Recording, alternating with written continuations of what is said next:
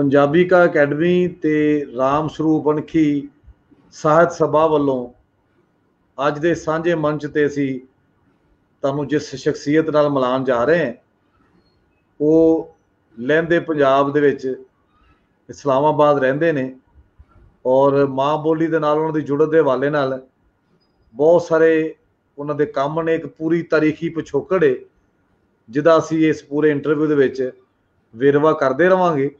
ਲੇਕਿਨ ਮੈਂ ਉਹਨਾਂ ਨੂੰ ਉਹਨਾਂ ਦਾ ਤਾਰਫ ਤੁਹਾਡੇ ਨਾਲ ਕਰਾਉਂਦੇ ਦੱਸਣਾ ਚਾਹੁੰਦਾ ਕਿ ਇਹ ਸ਼ਖਸੀਅਤ ਜਿਨ੍ਹਾਂ ਨੂੰ ਦੋਸਤ ਫਰਾਦ ਇਕਬਾਲ ਦੇ ਨਾਂ ਤੋਂ ਜਾਣਦੇ ਨੇ ਤੇ ਜਿੱਥੇ ਜਿੱਥੇ ਕੋਈ ਪੰਜਾਬੀ ਪਿਆਰਾ ਬੈਠਾ ਦੁਨੀਆ 'ਚ ਉਹਨੇ ਨਾ ਕਿਸੇ ਨਾ ਕਿਸੇ ਪੱਖ ਤੋਂ ਜ਼ਰੂਰ ਸੁਣਿਆ, ਭਾਵੇਂ ਉਹਨਾਂ ਦੇ ਕੋਈ ਡਿਜ਼ਾਈਨ ਵੇਖਿਆ ਹੋਵੇ, ਭਾਵੇਂ ਉਹਨਾਂ ਦੀ ਕੋਈ ਨਜ਼ਮ ਸੁਣੀ ਹੋਵੇ ਜਾਂ ਉਹਨਾਂ ਦੇ ਪੰਜਾਬੀ ਦੇ ਨਾਲ ਜੁੜੇ ਹੋਣ ਦੇ ਉਹਨਾਂ ਦੇ ਅੰਦਰ ਇੱਕ ਕਮਾਲ ਸਰਗਰਮ ਤਹਿਰੀਕੀ ਮਾਂ ਬੋਲੀ ਪਿਆਰੇ ਦੇ ਤੌਰ ਤੇ ਉਹਨਾਂ ਨੂੰ ਜਾਣਦੇ ਹੋਣ। ਲੇਕਿਨ ਕਿਸੇ ਨਾ ਕਿਸੇ ਹਵਾਲੇ ਨਾਲ ਇਹਨਾਂ ਦਾ ਤਾਰਫ ਠੰਡੀ ਹਵਾ ਦੇ ਬੁੱਲੇ ਵਾਂਗਰ ਅਪੜਿਆ ਜ਼ਰੂਰ ਹੋਵੇਗਾ। ਤੇ ਮੈਂ ਆਪਣੇ ਮਿੱਤਰ ਸੱਜਣ ਫਰਾਦ ਇਕਬਾਲ ਹੋਰਾਂ ਨੂੰ ਜੀ ਆਇਆਂ ਨੂੰ ਆਖਣਾ ਕਿ ਉਹ ਸਾਡੇ ਨਾਲ ਅੱਜ ਦੇ ਪ੍ਰੋਗਰਾਮ ਤੋਂ ਜੁੜੇ ਨੇ। ਫਰਾਦ ਇਕਬਾਲ ਜੀ ਪੰਜਾਬੀ ਸ਼ਾਇਰ ਤੇ ਹੈ ਹੀ ਹੈ ਨੇ, ਉਹਦੇ ਨਾਲ ਨਾਲ ਇਹ ਬਹੁਤ ਆਲਾ ਡਿਜ਼ਾਈਨਰ ਨੇ ਔਰ ਫਨ ਦੇ ਨਾਲ ਜਿਹੜਾ ਤਾਲੁਕ ਇਹਨਾਂ ਦਾ ਉਹ ਬਹੁਤ ਪਹਿਲੇ ਗੁਜਰਾਂਵਾਲੇ ਤੋਂ ਜੁੜਿਆ, ਜਿੱਥੇ ਇੱਕ ਇਹ ਸਟਰੀਟ ਆਰਟਿਸਟ ਸਟਰੀਟ ਡਿਜ਼ਾਈਨਰ ਦੇ ਤੌਰ ਤੇ ਜਾਂ ਪੇਂਟਰ ਦੇ ਤੌਰ ਤੇ ਇਹਨਾਂ ਨੇ ਆਪਣਾ ਸਫ਼ਰ ਸ਼ੁਰੂ ਕੀਤਾ ਔਰ ਇੱਕੋ ਹੀ ਜ਼ਿੰਦਗੀ ਦੇ ਵਿੱਚ ਇੰਨੀ ਕਮਾਲ ਮਿਹਨਤ ਕੀਤੀ ਕਿ ਮਾਲਕ ਨੇ ਇੰਨਾ ਰੰਗ ਲਾਇਆ ਇਹਨਾਂ ਨੂੰ ਕਿ ਅੱਜ ਇਹ ਬਹੁਤ ਵੱਡੀ ਇੱਕ ਇਸ਼ਤਿਹਾਰੀ ਕੰਪਨੀ ਮਿਡਾਸ ਦੇ ਡਿਜ਼ਾਈਨ ਦੇ ਸ਼ੋਬੇ ਦੇ ਹੈੱਡ ਨੇ ਔਰ ਨਾਲ ਹੀ ਨਾਲ ਪੰਜਾਬੀ ਪ੍ਰਚਾਰ ਬਹੁਤ ਵੱਡਾ ਨਾਮ ਮਾਂ ਬੋਲੀ ਦੇ ਹਵਾਲੇ ਨਾਲ ਸੇਵਕਾਂ ਦਾ ਇੱਕ ਐਸਾ ਗਰੁੱਪ, ਇੱਕ ਜੱਥਾ ਜਿਹੜਾ ਮਾਂ ਬੋਲੀ ਦਾ ਸਿਰ ਕਦੀ ਨੀਵਾਂ ਨਹੀਂ ਹੋਣ ਦਿੰਦਾ, ਉਹਦੇ ਨਾਇਬ ਸਦਰ ਨੇ। ਔਰ ਇਸਲਾਮਾਬਾਦ ਦੇ ਵਿੱਚ ਪਰਾਗਾ ਦੇ ਨਾਂ ਤੋਂ ਮਾਂ ਬੋਲੀ ਦੇ ਜਿੰਨੀਆਂ ਸਰਗਰਮੀਆਂ ਹੁੰਦੀਆਂ ਨੇ ਉਹਨਾਂ ਦੇ ਵਿੱਚ ਪੇਸ਼ ਹੁੰਦੇ ਨੇ, ਮੋਢੀ ਨੇ। ਔਰ ਸਾਡੇ ਦੋਸਤ ਤਾਰਕ ਭੱਟੀ, ਮਲਕ ਮੇਰ ਅਲੀ, ਕਮਰ ਜ਼ਮਾਂ, ਇਹ ਜਦੋਂ ਮੈਂ ਸਾਰੇ ਨਾਂ ਲਵਾਂ ਤੇ ਜੇ ਫਰਾਦ ਇਕਬਾਲ ਦਾ ਨਾਂ ਨਾ ਲਵਾਂ ਤੇ ਇਹ ਟੀਮ ਪੂਰੀ ਨਹੀਂ ਹੁੰਦੀ। ਤੇ ਮੈਂ ਬਹੁਤ ਹੀ ਅੱਜ ਆਪਣੇ ਆਪ ਨੂੰ ਧੰਨਵਾਦੀ ਸਮਝਦੇ ਹਾਂ, ਆਪਣੇ ਸੱਜਣਾਂ ਨਾਲ, ਸੁਣਨ ਵਾਲਿਆਂ ਨਾਲ ਮਿਲਵਾਉਣਾ ਚਾਹੁੰਦਾ ਸਾਂ ਫਰਾਦ ਇਕਬਾਲ ਹੋਰਾਂ ਨੂੰ। ਤੇ ਅੱਜ ਉਹ ਸਾਡੇ ਨਾਲ ਨੇ, ਉਹ ਵੇਲਾ ਆ ਗਿਆ ਤੇ ਉਹਨਾਂ ਦੇ ਨਾਲ ਅਸੀਂ ਗੱਲਬਾਤ ਸਾਂਝੀ ਕਰਦੇ ਹਾਂ। ਸਭ ਤੋਂ ਪਹਿਲਾਂ ਉਹੀ ਸਵਾਲ ਕਰਾਂਗੇ ਜਿਹੜਾ ਬਹੁਤ ਸਾਰੇ ਲੋਕ ਪੁੱਛਣਾ ਚਾਹ ਰਹੇ ਹੁੰਦੇ ਨੇ ਕਿ ਆਪਣੀ ਪਿਛਲੀ ਜ਼ਿੰਦਗੀ ਬਾਰੇ, ਆਪਣੇ ਪਿਛੋਕੜ ਬਾਰੇ ਕੋਈ ਯਾਦ ਤੁਸੀਂ ਸਾਂਝੀ ਕਰੋ ਜਿਹੜੀ ਉੱਥੇ ਆ ਕੇ ਜੁੜੇ, ਜਿਵੇਂ ਤੁਸੀਂ ਅਦਬ ਦੇ ਨਾਲ ਜਾਂ ਮਾਂ ਬੋਲੀ ਦੀ ਸੇਵਾ ਨਾਲ ਜੁੜੇ ਹੋ, ਤਾਂ ਕਿ ਸਾਨੂੰ ਇਹ ਪਤਾ ਲੱਗ ਸਕੇ ਕਿ ਜਿਹੜਾ ਮਾਂ ਬੋਲੀ ਦਾ ਸੇਵਕ, ਇਹ ਸੁੱਚਾ ਸ਼ਾਇਰ ਹੈ, ਇਹ ਕਿਵੇਂ ਇਸ ਪਰਾਗੇ 'ਚ ਰਲਿਆ। ਜੀ ਫਰਾਦ ਭਾਈ। ਜੀ आजम मलिक साहब, बहुत शुक्रिया। सब तो पहले तो यह वे कि पंजाबी का जड़ा है आ रहे कि पंजाब के दोनों पासे जियां नूं इकट्ठियां करना ते अपनी गल नूं अगे टोरना ते अगे वधाना, इहदे नाल जुड़त भी बनती है ते मुहब्बतां भी अगे टुरदियां ने। ते मैं इस तो पहले जितने एपीसोड वेखे ने पंजाबी का दे इस लाइव प्रोग्राम दे, उहदे विच मैनूं एक ही जिहड़ा मैसेज है वो मेरे तक पहुंचिया है कि इहो ਜਿਹੇ आर ਜਿਹੜੇ ਨੇ अगर हर पासे होने शुरू हो जान तो फिर जी सूरत हाल है पंजाब वास्ते काफ़ी मुख्तलिफ हो सकती है। तो असी कम अज़ कम सियासी हवाले नूं छड्ड के अगर असी अपने साहित नूं, लिटरेचर नूं लैके चलीए, अपनियां कदरां नूं लैके चलीए, अपनी जिहड़ा साडा कल्चर है उहनूं लैके चलीए, असी उहदे तनाज़ुर च वेखीए ते मेरा ख्याल है कि साडा सफ़र मजीद तेज़ हो जाता है। असी बड़ी एक दूसरे नाल असी बड़ी तेज़ी नाल एक दूजे नाल वध सकते हैं। तो इहो जिहे जिहड़े यार मैनूं सराहिया देना चाहिए हर लैवल ते, और मैं मुबारकबाद पेश करना कि तुसीं बड़ी कामयाबी नाल इहनूं अगे वधा रहे हो। तो सब तो पहले तुहाडे पहले सवाल दा जिहड़ा है जो तुसीं जिहड़ा जिक्र कीता है मुख्तलिफ फनून दा, मुख्तलिफ जिहड़े आर्ट ने उहनां दा, ते मेरे ख्याल या मेरी संभाल के मुताबिक है वे कि एक ऐसा इंसान जिहड़ा जदों अख खोलता है तो उन्होंने बाकी जिहड़े इर्द गिर्द के लोग ने उन्हां तक अपनी गल पहुँचाउण दा या अपने आप को इजहार करन दा, एक्सप्रैस करन दा ਉਹਦੇ अंदर एक कसक होंदी है जी। वो हुण जिहड़ी कसक है वो मुख्तलिफ रस्ते लभदी है। ਉਹ ਰਸਤੇ ਕੀ ਲੱਭਦੀ ਹੈ ਕਿ ਉਹਦੇ ਚਾਹੇ ਉਹ ਕਿਸੇ ਤਰੀਕੇ ਨਾਲ ਲੋਕਾਂ ਤੱਕ ਮੇਰਾ ਜਿਹੜਾ ਅੰਦਰ ਦੇ ਜੋ ਮਹਿਸੂਸਾਤ ਨੇ ਜਾਂ ਅੰਦਰ ਜੋ ਮੇਰੀ ਫੀਲਿੰਗਸ ਨੇ ਜਾਂ ਜਿਸ ਤਰ੍ਹਾਂ ਮੈਂ ਆਪਣੇ ਆਪ ਨੂੰ ਐਕਸਪ੍ਰੈਸ ਕਰਨਾ ਚਾਹੁੰਦਾ ਉਹਦੇ ਵਾਸਤੇ ਉਹ ਰਸਤੇ ਤਲਾਸ਼ ਕਰਦੀ ਹੈ।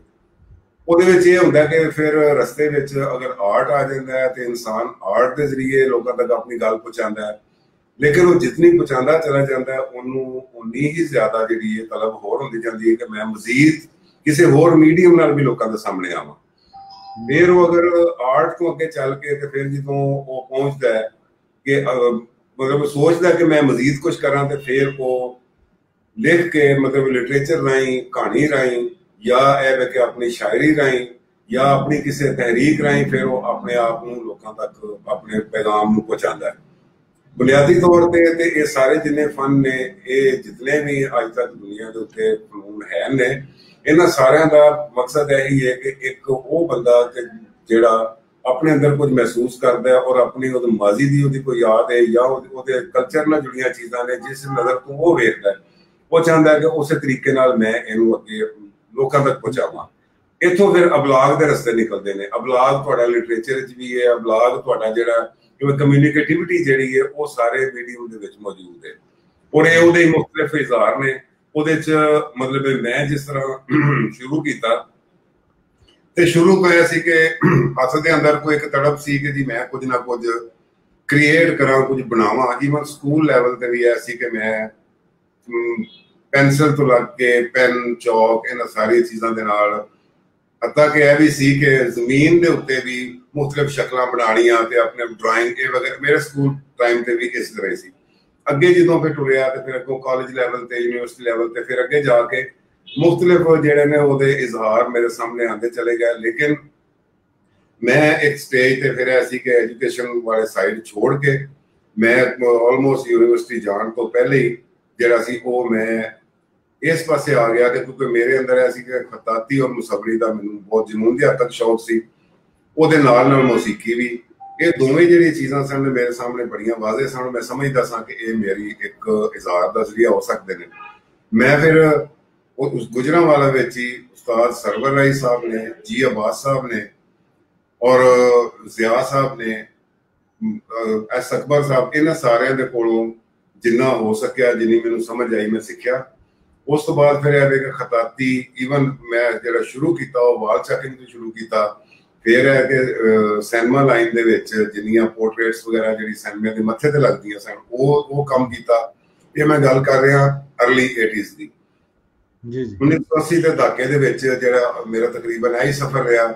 ਉਸ ਤੋਂ ਬਾਅਦ ਇਹ ਵੇ ਕਿ ਖਤਾਤੀ ਔਰ ਮੁਸਵਰੀ ਦਾ ਇੱਕ ਅਮੇਜ਼ਿਸ਼ ਦੇ ਨਾਲ ਫਿਰ ਗੁਜਰਾਤ ਵਿੱਚ ਇੱਕ ਸਟੂਡੀਓ ਚਲਾਇਆ ਜਿਹਦੇ ਵਿੱਚ ਇਹ ਸਾਰੀਆਂ ਜਿਹੜੀਆਂ ਸਰਵਿਸਿਜ਼ ਸਨ ਕਮਰਸ਼ੀਅਲ ਬੁਨਿਆਦਾਂ ਤੇ ਫਿਰ ਇਹ ਵੀ ਮੈਂ ਅੱਗੇ ਢੋਲੀਆਂ। ਵਾਹ। 1987 ਦੇ ਵਿੱਚ ਫਿਰ ਮੇਰੇ ਇੱਕ ਦੋਸਤ ਨੇ ਸ਼ਬੀਰ ਹੁਸੈਨ, ਉਹ ਅੱਜ ਵੀ ਸਾਡੀ ਦੋਸਤੀ ਨੂੰ ਅਸੀਂ ਲੰਗੋਟੀਆਂ ਅੱਜ 35-36 ਸਾਲ ਹੋ ਗਏ ਨੇ, ਅਸੀਂ ਇਕੱਠੇ ਹਾਂ, ਗੁਜਰਾਤ ਤੋਂ ਤਾਲੁਕ ਉਹਨਾਂ ਦਾ।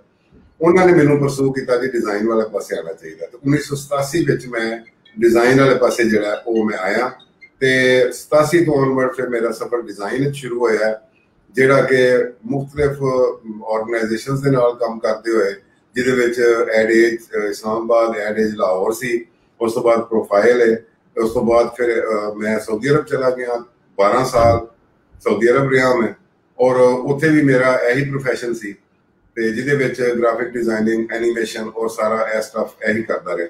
ਉਸ ਤੋਂ ਬਾਅਦ 2006 ਵਿੱਚ ਵਾਪਸ ਆਇਆ ਤੇ ਫਿਰ ਮੈਂ ਆਪਣੀ ਜਿਹੜੀ ਪਹਿਲੀ ਜਿਹੜੀ ਟੀਮ ਹੈ ਸੀ, ਪਹਿਲੇ ਜਿਹੜਾ ਬੈਚ ਹੈ ਸੀ, ਉਹਨਾਂ ਦੇ ਨਾਲ ਹੀ ਮਿਲ ਕੇ ਤੇ ਫਿਰ ਮੈਂ ਇੱਕ ਆਰਗੇਨਾਈਜੇਸ਼ਨ ਵਿੱਚ 4 ਸਾਲ ਕੀਤਾ ਔਰ ਇਹਦੇ ਵਿੱਚ ਮਿਡਾਸ ਵਿੱਚ ਮੈਨੂੰ 10 ਸਾਲ ਹੋ ਗਏ ਨੇ। ਲੇਕਿਨ ਇਸ ਰਸਤੇ ਦੇ ਵਿੱਚ ਇੱਥੋਂ ਤੱਕ ਪਹੁੰਚਦਿਆਂ ਤੱਕ ਵੀ ਇੰਝ ਲੱਗਦਾ ਕਿ ਹਾਲੇ ਇਜ਼ਹਾਰ ਹੋ ਨਹੀਂ ਪਾਇਆ ਜਿਸ ਤਰ੍ਹਾਂ ਹੋਣਾ ਚਾਹੀਦਾ ਸੀ। ਕਿਆ ਬਾਤ, ਬਹੁਤ ਸੋਹਣੀ ਇਫਰਾਦ ਭਾਈ ਗੱਲ ਕਿ ਸਾਨੂੰ ਲੱਗਦਾ ਕਿ ਇੱਕ ਸ਼ਾਇਰ ਨਾਲ, ਇੱਕ ਸੋਜਵਾਨ ਨਾਲ, ਇੱਕ ਸੁਖਨ ਸ਼ਨਾਸ ਨਾਲ ਗੱਲ ਕਰਨ ਦਾ ਹੀ ਫਾਇਦਾ ਹੁੰਦਾ ਕਿ ਇੱਕ ਸਵਾਲ 'ਚ ਤੁਹਾਨੂੰ ਵਾਹ ਸਾਰੇ ਜਵਾਬ ਮਿਲ ਜਾਂਦੇ ਨੇ ਔਰ ਪੂਰੀ ਤੁਸੀਂ ਇੱਕ ਕਹਾਣੀ ਦੀ ਸ਼ਕਲ 'ਚ ਸੁਣਨ ਵਾਲਿਆਂ ਨੂੰ ਪੂਰੀ ਆਪਣੀ ਜੱਦੋਜਹਿਦ ਦੱਸੀ। ਮੈਂ ਸਮਝਦਾ ਇਹ ਜੱਦੋਜਹਿਦ ਸਾਡੀ ਨਵੀਂ ਪੀੜ੍ਹੀ ਲਈ ਵੀ ਬੜੀ ਕੰਮ ਦੀ ਹੈ ਕਿ ਉਹ ਵੇਖਦੇ ਨੇ ਕਿ ਇੱਕ ਬੰਦਾ ਇੱਕ ਜ਼ਿੰਦਗੀ ਦੇ ਵਿੱਚ ਕੰਮ ਸ਼ੁਰੂ ਕਰਦਾ ਔਰ ਕੋਈ ਕੰਮ ਛੋਟਾ ਨਹੀਂ ਹੁੰਦਾ ਤੇ ਉਹ ਅਗਰ ਉੱਥੋਂ ਸ਼ੁਰੂ ਹੋ ਕੇ ਉਸ ਡਿਜ਼ਾਈਨਿੰਗ ਦੀ ਪੀਕ ਤੇ ਜਾਂ ਇਸ ਸਤ੍ਹਾ ਤੇ ਪਹੁੰਚਦਾ ਹੈ ਕਿ ਲੋਕ ਉਹਨੂੰ ਵਡਿਆਣ। ਤੇ ਮੈਂ ਸਮਝਦਾ ਇਹ ਬੜੀ ਵੱਡੀ ਮਾਲਕ ਦੀ ਮਿਹਰ ਹੈ ਔਰ ਤੁਹਾਡੀ ਲਗਨ ਆਪਣੇ ਕੰਮ ਦੇ ਨਾਲ। ਸਾਡੇ ਜਿਹੜੇ ਦੋਸਤ ਨਾਲ ਜੁੜੇ ਨੇ, ਸਾਡੇ ਇਮਰਾਨ ਸਹਿਰ ਸਾਹਿਬ ਬਹੁਤ ਸੋਹਣੇ ਸ਼ਾਇਰ ਨੇ ਔਰ ਬੋਲੀ ਖਾਸ ਤੌਰ ਤੇ ਬਹੁਤ ਸੋਹਣੀ ਲਿਖਦੇ ਨੇ। ਨੂਰ ਹੁਸੈਨ ਸਾਹਿਬ ਸਾਡੇ ਦੋਸਤ ਲਾਹੌਰ ਜੌਹਰ ਟਾਊਨ ਤੋਂ, ਉਹ ਕਹਿ ਰਹੇ ਨੇ ਫਰਾਦ ਇਕਬਾਲ ਜੀ ਹਯਾਤੀ ਮਾਨੋ। ਇਹ ਬਹੁਤ ਪੰਜਾਬੀ ਨਾਲ ਪਿਆਰ ਕਰਦੇ ਨੇ, ਰਿਟਾਇਰਡ ਲਾਈਫ ਗੁਜ਼ਾਰ ਰਹੇ ਨੇ, ਲੇਕਿਨ ਮਾਂ ਬੋਲੀ ਦੀ ਬਹੁਤ ਸੇਵਾ, ਬੜਾ ਦਰਦ ਇਹਨਾਂ ਦੇ ਵਿੱਚ। ਜ਼ਫਰ ਅਵਾਨ ਤੁਹਾਨੂੰ ਸਲਾਮ ਕਹਿ ਰਹੇ ਨੇ ਡੈਨਮਾਰਕ ਤੋਂ, ਬਹੁਤ ਪਿਆਰੇ ਸਾਡੇ ਸ਼ਾਇਰ। ਔਰ ਰਜਨੀ ਰਾਣੀ ਜੀ ਉਹ ਵੀ ਕਹਿ ਰਹੇ ਨੇ ਬਹੁਤ ਖੂਬ। ਇਹ ਅਸੀਂ ਨਾਂ ਇਸ ਤੋਂ ਲੈਂਦੇ ਹਾਂ ਜਿਹੜੇ ਸਭ ਤੋਂ ਪਹਿਲੇ ਸਾਡੀ ਇਸ ਬੈਠਕ 'ਚ ਆਉਂਦੇ ਨੇ। ਵੈਸੇ ਸਾਰੇ ਹੀ ਪ੍ਰਾਹੁਣੇ ਮਾਣਯੋਗ ਹੁੰਦੇ ਨੇ, ਲੇਕਿਨ ਜਿਹੜੇ ਪਹਿਲੇ ਆਉਣ ਉਹ ਹਲਾਸ਼ੇਰੀ ਦੇਣ ਵਾਲੇ ਹੁੰਦੇ ਨੇ, ਉਹਨਾਂ ਦੇ ਪਿੱਛੇ ਬਾਕੀ ਲੋਕ ਵੀ ਆਉਂਦੇ ਨੇ। ਇਸ ਤੋਂ ਪਹਿਲੇ ਨਾਮ ਮੈਂ ਜ਼ਿਆਦਾ ਚਾਅ ਨਾਲ ਲੈਣਾ। ਤੇ ਮੈਂ ਇਹ ਵੀ ਦੱਸਦਾ ਜਾਵਾਂ ਕਿ ਫਰਾਦ ਇਕਬਾਲ ਜੋ ਕਿ ਦੋਸਤ ਨੇ, ਪਿਆਰ ਕਰਨ ਵਾਲੇ ਨੇ, ਮੇਰੇ ਦਿਲ ਦੇ ਬਹੁਤ ਨੇੜੇ ਨੇ, ਲੇਕਿਨ ਬਤੌਰ ਸ਼ਾਇਰ ਮੈਂ ਉਹਨਾਂ ਨੂੰ ਬੜਾ ਪਸੰਦ ਕਰਨਾ ਕਿ ਜਿਹੜਾ ਪੰਜਾਬੀ ਸ਼ਾਇਰਾਂ ਤੇ ਇੱਕ ਇਲਜ਼ਾਮ ਸੀ ਕਿ ਜੀ ਪੰਜਾਬੀ ਸ਼ਾਇਰ ਨੇ ਉਹ ਬਹੁਤ ਸਾਰੇ ਮੌਜ਼ੂਆਤ ਤੇ ਗੱਲ ਨਹੀਂ ਕਰਦੇ, ਰਵਾਇਤੀ ਉਹ ਕਿਸੇ ਪਟੇ ਮੌਜ਼ੂਆਂ ਤੇ ਗੱਲ ਕਰਦੇ ਨੇ। ਉਹ ਗੱਲ ਫਰਾਦ ਇਕਬਾਲ ਨੇ ਜਿਹੜਾ ਗਲਤ ਸਾਬਤ ਕਰ ਦਿੱਤੀ। ਇਹਨਾਂ ਟਰਾਂਸਜੈਂਡਰ ਤੇ ਵੀ ਨਜ਼ਮਾਂ ਲਿਖੀਆਂ, ਇਹਨਾਂ ਦੀਆਂ ਨਜ਼ਮਾਂ ਅਸੀਂ ਸੁਣਾਂਗੇ ਔਰ ਤੁਸੀਂ ਵੇਖੋਗੇ ਕਿ ਉਹਦੇ 'ਚ ਇੱਕ ਪੜ੍ਹੇ ਲਿਖੇ, ਇੱਕ ਨਵੇਂ ਦੌਰ ਦੀ ਸੋਚ ਸਮਝ ਸਾਨੂੰ ਦਿਸਦੀ ਹੈ। ਇਹਨਾਂ ਦੀ ਜਿਹੜੀ ਇੱਕ ਜਿਹੜਾ ਕਲਾਮ ਬਹੁਤ ਜ਼ਿਆਦਾ ਗਾਇਆ ਗਿਆ, ਉਹ ਇਹਨਾਂ ਨੂੰ ਆਪ ਵੀ ਨਹੀਂ ਪਤਾ ਉਹ ਕਿੰਨੇ ਗਾਇਆ। ਉਹ ਸੂਫੀ ਕਲਾਮ ਹੈ। ਮੈਂ ਅੱਜ ਸੁਣ ਰਿਹਾ ਸਾਂ YouTube ਤੇ, ਉਸਤਾਦ ਨਜ਼ਰਤ ਰਜ਼ਾ ਜੀ ਨੇ ਗਾਇਆ ਔਰ ਬਹੁਤ ਵੱਡੇ ਜਿਹੜੇ ਗਾਇਕ ਨੇ ਉਹਨਾਂ ਨੇ ਉਹ ਕਲਾਮ ਨੂੰ ਆਪਣੀ ਗਾਇਕੀ ਦਾ ਹਿੱਸਾ ਬਣਾਇਆ, ਚਾਹੁੰਦੇ ਕਿ ਨਾਂ ਵੀ ਲਿਖਿਆ। ਲੇਕਿਨ ਜਿਵੇਂ ਇੱਕ ਰਵਾਇਤ ਤੇ ਰਿਵਾਜ ਹੈ ਕਿ ਗਾਣ ਵਾਲੇ ਦਾ ਨਾਂ ਹੁੰਦਾ ਹੈ ਔਰ ਸ਼ਾਇਰ ਨੂੰ ਲੋਕ ਭੁੱਲ ਜਾਂਦੇ ਨੇ, ਜਿਹੜਾ ਤਖਲੀਕਕਾਰ ਹੁੰਦਾ, ਲੇਕਿਨ ਅਸਾਂ ਭੁੱਲਣ ਨਹੀਂ ਦੇਣਾ। ਇਸ ਫੋਰਮ ਤੇ ਅਸੀਂ ਸਮਝਦੇ ਕਿ ਜਿਹੜਾ ਤਖਲੀਕਕਾਰ ਹੈ ਉਹਦਾ ਵੀ ਬੁਨਿਆਦੀ ਰੋਲ ਤੇ ਉਹਦਾ ਹੀ ਹੁੰਦਾ। ਤੇ ਉਹਦੇ ਮੈਂ 2 ਸ਼ੇਰ ਤੁਹਾਡਾ ਸਾਂਝੇ ਕਰਨਾ ਵਾ। ਬਾਕੀ ਮੇਰਾ ਵੀ ਚਾਅ ਹੈ ਤੁਹਾਡੇ ਸਾਰਿਆਂ ਅੰਗਰ ਕਿ ਫਰਾਦ ਇਕਬਾਲ ਜੀ ਦੇ ਮੂੰਹ ਸੁਣੀਏ, ਲੇਕਿਨ 2 ਸ਼ੇਰ ਇਸ ਤੋਂ ਤੁਹਾਡੇ ਨਾਲ ਮੈਂ ਕਿ ਸੂਰਜ ਟੁਰਦਾ ਨਾਲ ਬਰਾਬਰ, ਸੂਰਜ ਟੁਰਦਾ ਨਾਲ ਬਰਾਬਰ, ਦਿਨ ਕਿਉਂ ਲੰਘਣ ਸਾਲ ਬਰਾਬਰ, ਦਿਨ ਕਿਉਂ ਲੱਗਣ ਸਾਲ ਬਰਾਬਰ, ਵਿੱਥ ਤੇ ਸੱਜਣਾ ਵਿੱਥ ਹੁੰਦੀ ਏ ਭਾਵੇਂ ਹੋਵੇ ਵਾਲ ਬਰਾਬਰ। ਤੇ ਇਹ ਮੁਹਾਵਰਿਆਂ ਰੰਗੀ ਸ਼ਾਇਰੀ ਮੇਰੇ ਸੋਹਣੇ ਵੀਰ ਮਿੱਤਰ ਫਰਾਦ ਇਕਬਾਲ ਦੀ ਏ, ਜਿਹੜੀ ਇਹਨਾਂ ਦੇ ਮੂੰਹ ਸੁਣਾਂਗੇ। ਵੈਸੇ ਤਾਂ ਇਹਨਾਂ ਦੇ ਕੁਝ ਨਜ਼ਮਾਂ ਮੈਨੂੰ ਕਾਫੀ ਸਾਰੀਆਂ ਯਾਦ ਨੇ, ਲੇਕਿਨ ਸੁਣਨ ਵਾਲਿਆਂ ਦਾ, ਮਿੱਤਰਾਂ ਦਾ ਦਿਲ ਹੁੰਦਾ ਹੈ ਕਿ ਕਲਾਮ ਜਿਹੜਾ ਸ਼ਾਇਰ ਦਾ ਉਹਦੇ ਆਪਣੇ ਮੂੰਹ ਸੁਣੀਏ। ਜੇ ਮੁਲਾਕਾਤ ਹੋ ਹੀ ਰਹੀ ਹੈ ਤੇ ਅਸੀਂ ਚਾਹਾਂਗੇ ਕਿ ਇਹ ਪਹਿਲੇ ਸਾਨੂੰ ਸਾਡੇ ਸੁਣਨ ਨੂੰ ਸੁਣਾਉਣ। ਸੂਰਜ ਟੁਰਦਾ ਨਾਲ ਬਰਾਬਰ, ਹਰ ਇੱਕ ਸ਼ੇਰ ਦਾ ਇੱਕ ਛੋਟਾ ਮੌਜੂ ਆਪਣੇ ਚ ਲਈ ਬੈਠਾ ਹੈ ਤੇ ਇਹ ਜ਼ਰੂਰ ਸਭ ਲੋਕਾਂ ਲਈ ਇਹ ਮਾਣ ਦਾ ਬਾਇਸ ਹੋਏਗਾ ਕਿ ਮਾਂ ਬੋਲੀ ਦੀ ਝੋਲੀ 'ਚ ਐਸਾ ਕਲਾਮ ਵੀ ਸਾਡੇ ਦੋਸਤ ਪਾ ਰਹੇ ਨੇ। ਤੇ ਫਰਾਦ ਇਕਬਾਲ ਜੀ ਇਹ ਜ਼ਰਾ ਸੁਣਾਓ ਜੀ ਆਪਣੀ ਆਵਾਜ਼ से। ਜੀ ਬਿਲਕੁਲ। ਸੂਰਜ ਟੁਰਦਾ ਨਾਲ ਬਰਾਬਰ, ਇਹ time and space the concept ਜਿਹੜਾ ਅਸੀਂ ਰੱਖਨੇ ਆ ਨਾ, ਕਿ ਸਾਡਾ ਟਾਈਮ ਦਾ ਕਨਸੈਪਟ ਕੀ ਹੈ, ਅਸੀਂ ਸੂਰਜ ਦੇ ਨਾਲ ਉਹਨੂੰ ਮੇਚ ਕੇ ਟੁਰਨੇ ਆ। ਕੀ ਬਾਤ ਹੈ। ਸੂਰਜ ਟੁਰਦਾ ਨਾਲ ਬਰਾਬਰ, ਦਿਨ ਕਿਉਂ ਲੱਗਣ ਸਾਲ ਬਰਾਬਰ। ਆਹਾ ਵਾਹ ਵਾਹ। ਸੂਰਜ ਟੁਰਦਾ ਨਾਲ ਬਰਾਬਰ, ਦਿਨ ਕਿਉਂ ਲੱਗਣ ਸਾਲ ਬਰਾਬਰ, ਵਿੱਥ ਤੇ ਸਜਣਾ ਵਿੱਥ ਹੁੰਦੀ ਹੈ। ਆਹਾ, ਵਿੱਥ ਤੇ ਸਜਣਾ ਵਿੱਥ ਹੁੰਦੀ ਹੈ ਭਾਵੇਂ ਹੋਵੇ ਵਾਲ ਬਰਾਬਰ। ਆਹਾ, ਅੱਖ ਦਾ ਚਾਨਣ ਮਰ ਜਾਵੇ ਤੇ, ਅੱਖ ਦਾ ਚਾਨਣ ਮਰ ਜਾਵੇ ਤੇ ਨੀਲਾ ਪੀਲਾ ਲਾਲ ਬਰਾਬਰ। ਵਾਹ ਵਾਹ ਵਾਹ। ਅੱਖ ਦਾ ਚਾਨਣ ਨੀਲਾ ਪੀਲਾ ਲਾਲ ਬਰਾਬਰ। ਵਾਹ। ਜੁੱਲੀ ਮੰਜੀ ਭੈਣ ਨੂੰ ਦੇ ਕੇ, ਜੁੱਲੀ ਮੰਜੀ ਭੈਣ ਨੂੰ ਦੇ ਕੇ ਵੰਡ ਲੈ ਵੀਰਾਂ ਮਾਲ ਬਰਾਬਰ। ਵਾਹ ਵਾਹ ਵਾਹ। ਫਿਰ ਸਰ ਇੱਕ ਵਾਰੀ ਪੜੋ ਜੀ, ਕਮਾਲ ਸ਼ੇਰ ਹੈ। ਵਾਹ ਵਾਹ, ਬਹੁਤ ਸ਼ੁਕਰੀਆ। ਜੁੱਲੀ ਮੰਜੀ ਭੈਣ ਨੂੰ ਦੇ ਕੇ ਵੰਡ ਲੈ ਵੀਰਾਂ ਮਾਲ ਬਰਾਬਰ। ਮੁਰਸ਼ਦ ਜੇ ਨਾ ਰਾਜ਼ੀ ਹੋਵੇ, ਮੁਰਸ਼ਦ ਜੇ ਨਾ ਰਾਜ਼ੀ ਹੋਵੇ, ਮੁਜਰਾ ਨਾਚ ਧਮਾਲ ਬਰਾਬਰ। ਵਾਹ ਵਾਹ ਵਾਹ। ਰਾਜ਼ੀ ਹੋਵੇ, ਮੁਜਰਾ ਨਾਚ ਧਮਾਲ ਬਰਾਬਰ। ਤੇ ਆਖਰੀ ਸ਼ੇਰ ਹੈ ਕਿ ਉੱਤੋਂ ਉੱਤੋਂ ਪੜਦੇ ਪਾਵਣ। ਆਹਾ, ਉੱਤੋਂ ਪੜਦੇ ਪਾਵਣ, ਵਿੱਚੋਂ ਸਭ ਦੇ ਹਾਲ ਬਰਾਬਰ। ਆਹਾ ਵਾਹ ਵਾਹ ਵਾਹ। ਉੱਤੋਂ ਉੱਤੋਂ ਪਰਦੇ ਪਾਵਣ ਜੀ ਸਫੈਦ ਪੁੱਛ, ਵਿੱਚੋਂ ਸਭ ਦੇ ਹਾਲ ਬਰਾਬਰ। ਵਾਹ ਵਾਹ, ਕਿੱਡਾ ਸੋਹਣਾ ਸਿੱਖੀ ਜਿਹੜੀ ਲੁਕਾਈ ਉਹਦਾ ਇਹਨਾਂ ਨੇ ਇਜ਼ਹਾਰ ਕੀਤਾ ਉਹਨਾਂ ਦੇ ਪਰਦਿਆਂ ਦਾ। ਔਰ ਇਸੇ ਦੌਰਾਨ ਸਾਨੂੰ ਰਮੇਸ਼ ਕਾਲੀਆਰੀ ਜੁੜੇ ਨੇ ਚੜ੍ਹਦੇ ਪੰਜਾਬ ਤੋਂ। ਜ਼ਾਹਿਦ ਜਰਪਾਲਵੀ ਸਾਡੇ ਦੋਸਤ ਮਿੱਤਰ, ਬਹੁਤ ਸੋਹਣੇ ਸ਼ਾਇਰ, ਉਹ ਵੀ ਉਹਨਾਂ 10-12 ਵਾਰੀ ਵਾਹ ਲਿਖ ਦਿੱਤਾ ਉਹਨਾਂ ਨੇ ਇਸ ਕਲਾਮ ਤੇ। ਫਰਾਦ ਭਾਈ ਦੇ ਵਸਦੇ ਰਹੋ ਜ਼ਾਹਿਦ ਭਾਈ। ਜ਼ਫਰ ਖਾਨ ਸਾਹਿਬ ਵੀ ਸੁਣ ਰਹੇ ਨੇ, ਔਰ ਇਹ ਯਕੀਨਨ ਹਰ ਪੰਜਾਬੀ ਦੇ, ਬਲਕਿ ਹਰ ਸੁਣਨ ਵਾਲੇ ਦੇ, ਜਿੱਥੇ ਜਿੱਥੇ ਵੀ ਦੁਨੀਆ 'ਚ ਅਦਬ ਨਾਲ ਪਿਆਰ ਹੈ, ਉਹਨਾਂ ਦੇ ਦਿਲ ਦੀ ਆਵਾਜ਼ ਹੈ ਜਿਹੜੀ ਫਰਾਦ ਇਕਬਾਲ ਜੀ ਨੇ ਆਪਣੇ ਇਹਨਾਂ 6-7 ਸ਼ੇਰਾਂ 'ਚ ਪਰੋ ਦਿੱਤੀ ਹੈ। ਤੁਸੀਂ ਯਕੀਨਨ ਇਹਨਾਂ ਨਜ਼ਮਾਂ ਅੱਗੇ ਸੁਣੋਗੇ ਤੇ ਨਾਲ ਇਹਨਾਂ ਦੀ ਕਹਾਣੀ ਵਿੱਚੋਂ, ਕਿ ਮੈਂ ਇੱਕ ਮੋਟੀਵੇਸ਼ਨਲ ਸਪੀਕਰ ਹਾਂ, ਇਹਨਾਂ ਦੀ ਕਹਾਣੀ ਦੇ ਵਿੱਚੋਂ ਵੀ ਬੜਾ ਜਜ਼ਬਾ, ਬੜੀ ਤਾਕਤ, ਬੜੀ ਤਵਾਨਾਈ ਮਿਲਦੀ ਹੈ ਕਿ ਇਹਨਾਂ ਜਿਵੇਂ ਜ਼ਿੰਦਗੀ ਗੁਜ਼ਾਰੀ। ਇਹਨਾਂ ਦੇ ਇੱਕ ਦਿਨ ਕਹਿ ਰਹੇ ਸਨ ਕਿ ਜਿਹੜਾ ਬੰਦਾ ਆਪਣੇ ਸ਼ੌਕ ਨੂੰ ਆਪਣੀ ਜ਼ਿੰਦਗੀ ਦਾ ਮਕਸਦ ਬਣਾ ਲੈਂਦਾ ਹੈ, ਉਹ ਇਸੇ ਤਰ੍ਹਾਂ ਹੀ ਕਾਮਯਾਬੀ 'ਚ ਪਹੁੰਚਦਾ ਮੰਜ਼ਿਲ ਤੇ, ਜਿਵੇਂ ਮਾਲਕ ਨੇ ਇਹਨਾਂ ਨੂੰ ਪੜਾਇਆ ਹੈ। ਇਹ ਸਾਡੇ ਸਾਰਿਆਂ ਨੇ ਇੱਕ ਸਬਕ ਹੈ ਕਿ ਆਪਣੇ ਸ਼ੌਕ ਨੂੰ ਪਾਣੀ ਲਾਈਏ, ਉਹਨੂੰ ਜਿੰਦਿਆਂ ਰੱਖੀਏ, ਔਰ ਆਪਣੇ ਆਪ ਨੂੰ ਪਛਾਣੀਏ ਪਹਿਲਾਂ ਕਿ ਸਾਡੇ ਅੰਦਰ ਕਿਹੜੀ ਸ਼ੈ ਹੈ ਜਿਹੜੀ ਅਸੀਂ ਮਰਨ ਨਹੀਂ ਦੇਣੀ। ਤੇ ਅਸੀਂ ਇੰਟਰਪਟ ਕਰਾਂਗਾ, ਉਹ ਹੈ ਥੋੜਾ ਜਿਹਾ ਤੁਹਾਨੂੰ ਮੈਂ ਮਤਲਬ ਹੋ ਸਕਦਾ ਮਜ਼ੀਦ ਵਾਅਦੇ ਕਰਕੇ ਦੱਸ ਸਕਾਂ। ਅੱਜ ਜਿਹੜੀ ਸਾਡੀ ਪੀੜ੍ਹੀ ਹੈ ਨਾ, ਜਿਹੜੀ ਨਵੀਂ ਪੀੜ੍ਹੀ ਹੈ, ਉਹਦਾ ਸਭ ਤੋਂ ਵੱਡਾ ਜਿਹੜਾ ਮਸਲਾ ਇਹ ਹੈ ਨਾ ਕਿ ਆਪਣੇ ਆਪ ਨੂੰ ਪਛਾਣਨ ਦੀ ਜਿਹੜੀ ਕਹਾਣੀ ਹੈ ਨਾ, ਉਹ ਉੱਥੇ ਮਸਲਾ ਹੈ ਕਿ ਸਾਡੀ ਜਿਹੜੀ ਨਵੀਂ ਪੀੜ੍ਹੀ ਹੈ ਉਹ ਸਕੂਲ ਕਾਲਜ ਤੋਂ ਦੇ ਲੈਵਲ ਤੇ ਜਾ ਕੇ ਵੀ ਇਹ ਨਹੀਂ ਉਹ ਸਮਝ ਰਹੇ ਹੁੰਦੇ ਕਿ ਅਸੀਂ ਕੀ ਹਾਂ। ਠੀਕ ਹੈ, ਇੱਕ ਬੰਦਾ ਅਗਰ ਸਮਝਦਾ ਕਿ ਮੈਂ ਇੱਕ ਆਰਟਿਸਟ ਹਾਂ, ਇੱਕ ਬੰਦਾ ਸਮਝਦਾ ਕਿ ਬਾਈ ਬਰਥ ਮੈਂ ਇੱਕ ਸਾਇੰਟਿਸਟ ਹਾਂ, ਇੱਕ ਬੰਦੇ ਦਾ ਉਲਾਰ ਜਿਹੜਾ ਹੈ ਉਹਦਾ ਮੌਸੀਕੀ ਵਾਲੇ ਪਾਸੇ ਹੈ, ਇੱਕ ਬੰਦੇ ਦਾ ਉਲਾਰ ਜਿਹੜਾ ਹੈ ਉਹਦਾ ਕਿਸੇ ਮਤਲਬ ਮੁਸਵਰੀ ਵਾਲੇ ਪਾਸੇ ਹੈ, ਜਾਂ ਉਹਦਾ ਕਿਸੇ ਰਿਸਰਚ ਵਾਲੇ ਪਾਸੇ ਹੈ। ਉਸ ਬੱਚੇ ਨੂੰ ਮਤਲਬ ਚੀਨ ਵਾਲੇ ਤਾਂ ਕਹਿੰਦੇ ਨੇ ਕਿ ਬੱਚਾ ਜੋ ਬਣਨਾ ਚਾਹ ਰਿਹਾ ਹੁੰਦਾ ਨਾ, ਜੋ ਬਣਨਾ ਹੁੰਦਾ 5 ਸਾਲ ਤੱਕ ਬਣ ਚੁੱਕਿਆ ਹੁੰਦਾ। ਹੁਣ ਇਹ ਹੈ ਕਿ ਸਾਡੇ ਕੋਲ ਕਿਉਂਕਿ ਇੱਕ ਟਿਪੀਕਲ ਹੈ ਕਿ ਸਾਇੰਸ ਔਰ ਉਹ ਇੰਜੀਨੀਅਰ, ਸਾਇੰਸ, ਡਾਕਟਰ, ਇਹ ਤਾਂ ਟੁੱਟ ਪੈਂਦਾ ਕੰਮ। ਗੱਲ ਹੈ ਕਿ ਬੱਚੇ ਇੱਕ ਰੇਸ਼ੋ ਦੇ ਨਾਲ ਇਨਸਾਨ ਦੁਨੀਆ ਤੇ ਆਉਂਦੇ ਨੇ, ਉਹ ਰੇਸ਼ੋ ਹਰ ਸ਼ੋਬੇ ਦੀ ਉਹਦੇ 'ਚ ਮੌਜੂਦ ਹੁੰਦੀ ਹੈ। ਬੱਚੇ ਅਗਰ ਜੋ ਆਪਣੋਂ ਅੰਦਰੋਂ ਬਣਨਾ ਚਾਹੁੰਦੇ ਨੇ, ਉਹਨਾਂ ਨੂੰ 100% ਸੱਚਾਈ ਦੇ ਨਾਲ ਐਕਸਪ੍ਰੈਸ ਕਰਨ ਦਿਓ। ਜੋ ਬਣਨਾ ਚਾਹੁੰਦੇ ਨੇ ਉਹ ਉਹਨਾਂ ਨੂੰ ਉਹਦੇ 'ਚ ਤੁਸੀਂ ਉਹਨਾਂ ਦੀ ਹੌਸਲਾ ਅਫਜ਼ਾਈ ਕਰੋ। ਔਰ ਦੂਸਰੀ ਗੱਲ ਹੈ ਕਿ ਬੱਚਿਆਂ ਨੂੰ ਵੀ ਚਾਹੀਦਾ ਕਿ ਜਿਹੜਾ ਲੇਬਲ ਉਹ ਆਪਣੇ ਆਪ ਤੇ ਅੰਦਰੋਂ ਸਮਝਦੇ ਨੇ ਕਿ ਲਾਣਾ ਚਾਹੀਦਾ, ਉਹਨੂੰ ਅਪਣਾ ਕੇ ਅੱਗੇ ਚੱਲਣ। ਜਦੋਂ ਉਹਨੂੰ ਅਪਣਾ ਕੇ ਚੱਲਣਗੇ ਤੇ ਫਿਰ ਉਹ ਉਹਨਾਂ ਦਾ ਫਖਰ ਵੀ ਬਣੇਗਾ, ਉਹਨਾਂ ਦਾ ਪ੍ਰੋਫੈਸ਼ਨ ਵੀ ਉਹਦੇ 'ਚ ਆ ਜਾਏਗਾ, ਉਹਦੇ ਵਿੱਚ ਹੀ ਸਭ ਕੁਝ ਆ ਜਾਏਗਾ। ਬਜਾਏ ਇਹਦੇ ਕਿ ਬੰਦਾ ਅੰਦਰੋਂ ਕੁਝ ਉਹਦੀ ਹੋਰ ਉਲਾਰ ਹੋਵੇ, ਕੰਮ ਹੋਰ ਕਰ ਰਿਹਾ ਹੋਵੇ, ਸਾਰੀ ਉਮਰ ਉਹਦੀ ਜਿਹੜੀ ਹੈ ਨਾ ਉਹਨੇ ਗਿਲਟੀ ਫੀਲ ਕਰਦਾ ਰਹਿੰਦਾ ਕਿ ਯਾਰ ਮੈਂ ਇਹ ਬਣ ਜਾਂਦਾ ਤੇ ਕੈਸਾ ਹੁੰਦਾ। ਪਹਿਲੇ ਨੰਬਰ ਤੇ ਜਦੋਂ ਉਹਨੇ ਜਿਹੜਾ ਰਸਤਾ ਲੈਣਾ ਨਾ, ਉਸ ਰਸਤੇ ਦਾ ਉਹਨੂੰ ਬੜਾ ਚਾਨਣ ਹੋਣਾ ਚਾਹੀਦਾ ਕਿ ਮੈਂ ਕਿੱਧਰ ਜਾਣਾ। ਜਦੋਂ ਇੱਕ ਵਾਰੀ ਉਹ ਤੈਯਨ ਹੋ ਗਿਆ ਨਾ, ਉਸ ਤੋਂ ਬਾਅਦ ਇਰਦ ਗਿਰਦ ਦੇ ਲੋਕਾਂ ਦਾ ਕੰਮ ਹੈ ਕਿ ਉਹਨੂੰ ਉਹਦੇ 'ਚ ਹੌਸਲਾ ਉਹਦਾ ਵਧਾਉਣ, ਔਰ ਉਹਦਾ ਆਪਣਾ ਵੀ ਕੰਮ ਹੈ ਕਿ ਉਹਨੂੰ ਫਿਰ ਉਹਨੂੰ ਅਪਣਾ ਕੇ ਚੱਲੇ ਉਹ ਜੋ ਵੀ ਬਣਨਾ ਚਾਹ ਰਿਹਾ ਹੁੰਦਾ। ਸਾਡੇ ਕੋਲ ਸਿਰਫ ਇਹ ਵੇ ਕਿ ਬੱਚਿਆਂ ਦੇ ਵਿੱਚ ਜਿਹੜੀ ਕਨਫਿਊਜ਼ਨ ਹੈ ਨਾ, ਇਹ ਸਭ ਤੋਂ ਵੱਡਾ ਮਸਲਾ ਹੈ। ਵਾਹ, ਬਿਲਕੁਲ। ਮੈਂ ਹੈ ਉਹ ਤੁਸੀਂ ਨੈਚੁਰਲੀ ਜੋ ਅੰਦਰੋਂ ਹੈ ਨਾ, ਅੰਦਰ ਜੋ ਕੁਝ ਬੋਲਦਾ ਉਹਨੂੰ ਬਾਹਰ ਲਿਆ ਕੇ। ਬਿਲਕੁਲ ਠੀਕ। ਅੱਛਾ, ਇਹ ਫਰਾਦ ਬਾਈ ਦੇ ਸਾਨੂੰ ਆਪਣੀ ਹੱਡ ਬੀਤੀ ਸਾਂਝੀ ਕੀਤੀ ਹੈ ਕਿਉਂਕਿ ਇਹਨਾਂ ਦੇ ਅੰਦਰ ਇੱਕ ਆਰਟਿਸਟ ਵਸਦਾ ਸੀ। ਇਹਨਾਂ ਨੇ ਸਮਾਜ ਦੀਆਂ ਗੱਲਾਂ ਦੀ ਪਰਵਾਹ ਨਹੀਂ ਕੀਤੀ। ਵਕਤ ਤੇ ਹੋ ਸਕਦਾ ਬਹੁਤ ਜ਼ਿਆਦਾ ਮੌਕੇ ਇਹਨਾਂ ਨੂੰ ਮਿਲੇ ਹੋਣ, ਲੇਕਿਨ ਇਹਨਾਂ ਉਹੀ ਕੰਮ ਕੀਤਾ ਜਿਹੜਾ ਇਹਨਾਂ ਦੇ ਅੰਦਰ ਵਸਦਾ ਸੀ, ਜਿਹੜਾ ਇਹਨਾਂ ਨੂੰ ਪਸੰਦ ਸੀ। ਔਰ ਉਹਦੇ ਅੱਜ ਅਸੀਂ ਬਹੁਤ ਸਾਰੀਆਂ ਕਿਤਾਬਾਂ ਦੇ ਟਾਈਟਲ ਵੇਖਨੇ ਆ ਜਿਹੜੇ ਫਰਾਦ ਬਾਈ ਆਪਣੇ ਸ਼ੌਕ ਦੇ ਨਾਲ ਬਣਾ ਦਿੰਦੇ ਨੇ ਪੰਜਾਬੀ ਪਿਆਰਿਆਂ ਨੂੰ, ਉਹਨਾਂ ਦੀ ਕਿਤਾਬਾਂ ਦੇ ਟਾਈਟਲ। ਬਲਕਿ ਕਦੀ ਕੋਈ ਨਜ਼ਮ, ਕੋਈ ਸ਼ੇਰ ਮੈਂ ਵੇਖਣਾ ਇਹਨਾਂ ਨੇ ਵੇਖਿਆ ਔਰ ਉਹਨੂੰ ਡਿਜ਼ਾਈਨ ਕਰਕੇ ਦੁਬਾਰਾ ਪੋਸਟ ਕਰ ਦਿੱਤਾ ਹੈ।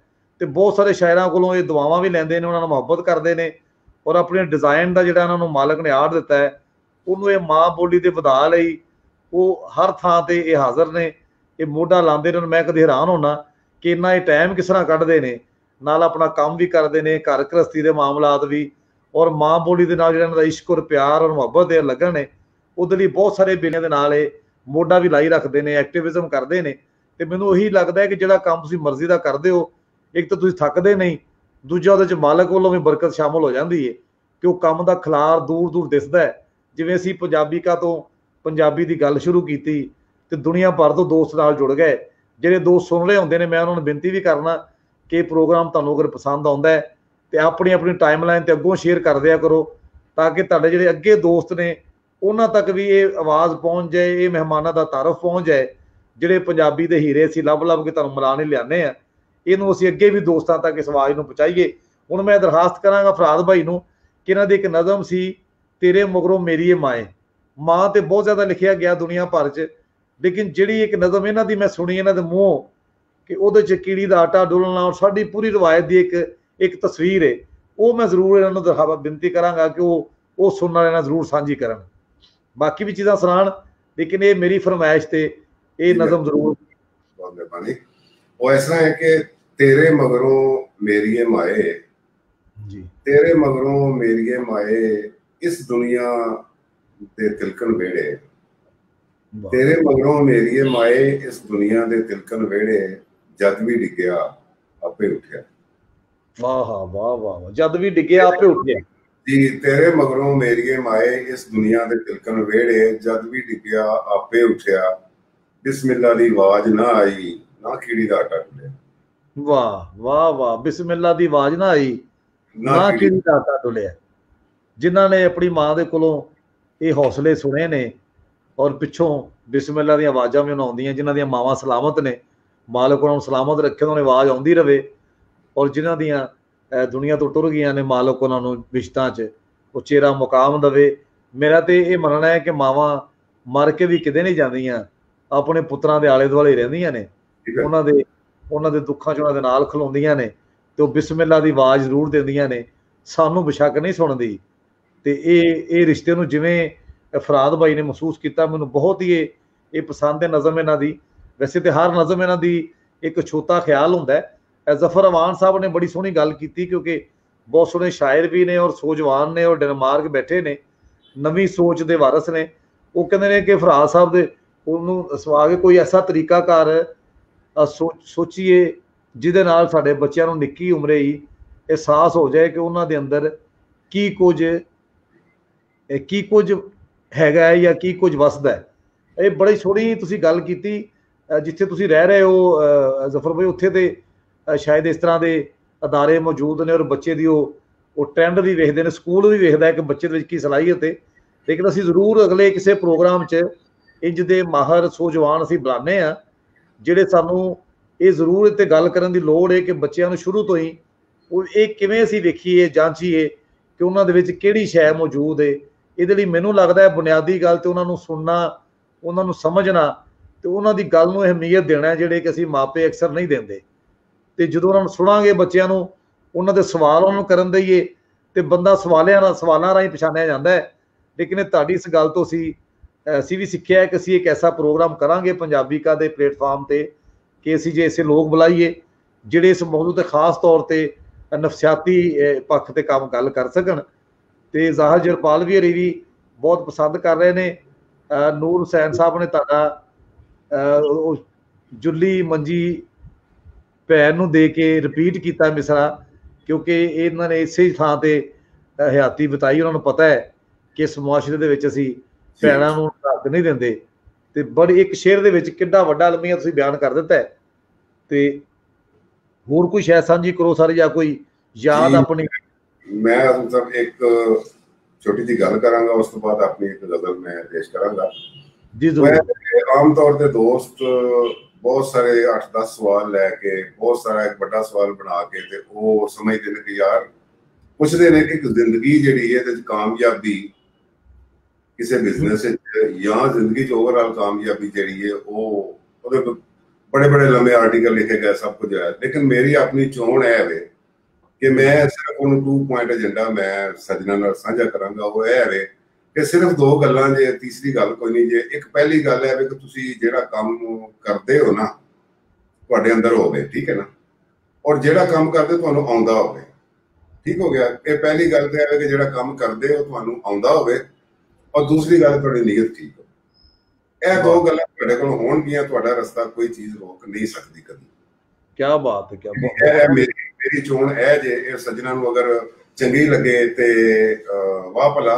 ਹੁਣ ਮੇਰੇ ਆਪਣੇ ਤਜਰਬੇ ਤੇ ਇਹ ਹੀ ਕਹਿੰਦਾ ਕਿ ਜੀ, ਅਗਰ ਤੁਸੀਂ ਅੰਦਰੋਂ ਠੀਕ ਹੋ, ਔਰ ਅੰਦਰੋਂ ਠੀਕ ਹੋਵੋਗੇ, ਆਪਣੇ ਆਪ ਨਾਲ ਸੱਚ ਬੋਲੋਗੇ, ਤੇ ਤੁਸੀਂ ਕੰਮ ਵੀ ਜਿਹੜਾ ਨਾ, ਜਿਹੜਾ ਵੀ ਕਰ ਰਹੇ ਹੋਵੋਗੇ, ਤੁਸੀਂ ਉਹਨੂੰ ਅੱਛੇ ਤਰੀਕੇ ਨਾਲ ਕਰੋਗੇ ਤੇ ਫਿਰ ਤੁਹਾਨੂੰ ਆਏਗਾ ਵੀ। ਆਂਦਾ ਹੋਵੇ ਔਰ ਨੀਅਤ ਠੀਕ ਹੋਵੇ, 2 ਗੱਲਾਂ ਨੇ। ਔਰ ਉਸ ਤੋਂ ਬਾਅਦ ਮੈਂ ਤੁਹਾਡੇ ਨਾਲ ਇੱਕ ਗਜ਼ਲ ਸਾਂਝੀ ਕਰਨਾ ਜੀ। ਜੀ ਜ਼ਰੂਰ। ਰਹਿਣ ਦੇ ਜਗ ਬੀਤੀਆਂ ਨੂੰ ਰਹਿਣ ਦੇ, ਰਹਿਣ ਦੇ ਜਗ ਬੀਤੀਆਂ ਨੂੰ ਰਹਿਣ ਦੇ, ਕਹਿਣ ਦੇ ਹੱਡ ਬੀਤੀਆਂ ਅੱਜ ਕਹਿਣ ਦੇ। ਵਾਹ ਰਹਿਣ ਦੇ ਜਗ ਬੀਤੀਆਂ ਨੂੰ ਰਹਿਣ ਦੇ, ਕਹਿਣ ਦੇ ਹੱਡ ਬੀਤੀਆਂ ਅੱਜ ਕਹਿਣ ਦੇ, ਮਾਰ ਤਾਨੇ ਅੱਜ ਨਿਸ਼ਾਨੇ ਜੋੜ ਕੇ, ਵਾਹ ਮਾਰ ਤਾਨੇ ਅੱਜ ਨਿਸ਼ਾਨੇ ਜੋੜ ਕੇ, ਸਹਿਣ ਦੇ ਮੈਨੂੰ ਜਿਗਰ ਤੇ ਸਹਿਣ ਦੇ। ਵਾਹ ਦਿਲ ਨੇ ਫਿਰ ਹੰਝੂਆਂ ਦੇ ਦਾਣੇ ਰੋਲਣੇ, ਦਿਲ ਨੇ ਫਿਰ ਹੰਝੂਆਂ ਦੇ ਦਾਣੇ ਰੋਲਣੇ, ਗਹਿਣ ਦੇ ਯਾਦਾਂ ਦੇ 70 ਗਹਿਣ। ਦਿਲ ਨੇ ਫਿਰ ਹੰਝੂਆਂ ਦੇ ਦਾਣੇ ਰੋਲਣੇ, ਗਹਿਣ ਦੇ ਯਾਦਾਂ ਦੇ 70 ਗਹਿਣ ਦੇ। ਪੀਣ ਦੇ ਸਦਰਾਂ ਨੂੰ ਲੰਬੂ ਅੱਗ ਦੇ, ਪੀਣ ਦੇ ਸਦਰਾਂ ਨੂੰ ਲੰਬੂ ਅੱਗ ਦੇ, ਲੈਣ ਦੇ ਸ਼ਗਨਾਂ ਦੀ ਮਹਿੰਦੀ ਲੈਣ ਦੇ। ਅੱਤ ਦੇ ਕੁੱਛੜ, ਅੱਤ ਦੇ ਕੁੱਛੜ ਚੜੀਏ ਰਤ ਦੀ ਪਿਆਸ, ਅੱਤ ਦੇ ਕੁੱਛੜ ਚੜੀ ਰਤ ਦੀ ਪਿਆਸ। ਬਹਿਣ ਦੇ ਲੋਕਾਂ ਨੂੰ ਰਲ ਕੇ ਬਹਿਣ ਦੇ, ਪਾਕ ਹੁੰਦੇ ਨੇ ਜੋ ਪਾਣੀ ਵਗਦੇ, ਪਾਕ ਹੁੰਦੇ ਨੇ ਜੋ ਪਾਣੀ ਵਗਦੇ, ਬਹਿਣ ਦੇ ਚਸ਼ਮਾ ਦੇ ਚਸ਼ਮੇ ਬਹਿਣ ਦੇ। ਵਾਹ ਵਾਹ ਵਾਹ ਵਾਹ, ਬਹੁਤ ਖੂਬ ਜੀ ਫਰਾਦ ਬਾਈ। ਜ਼ਾਹਿਰ ਜਰਪਾਲ ਵੀ ਕਹਿ ਰਹੇ ਨੇ ਤੁਹਾਡੀ ਪਹਿਲੀ ਨਜ਼ਮ ਦੇ ਹਵਾਲੇ ਨਾਲ ਕਿ ਉਹ ਮਾਂ ਵਾਲੀ ਨਜ਼ਮ ਮੇਰੀ ਪਸੰਦੀਦਾ ਨਜ਼ਮ ਸੀ, ਤੇ ਅੱਜ ਮੈਂ ਸ਼ਾਇਰ ਦੀ ਜ਼ੁਬਾਨੀ ਵੀ ਸੁਣ ਲਈ। ਜ਼ਾਹਿਰ ਜਰਪਾਲ ਵੀ ਜੀ ਵਸਦੇ ਰਹੋ, ਤੁਸੀਂ ਆਪ ਬੜੇ ਸੋਹਣੇ ਸੁਲੱਖਣੇ ਸ਼ਾਇਰ ਹੋ ਔਰ ਤੁਸੀਂ ਬੜੀ ਮਾਂ ਬੋਲੀ ਦੀ ਸੇਵਾ ਕਰਦੇ ਹੋ।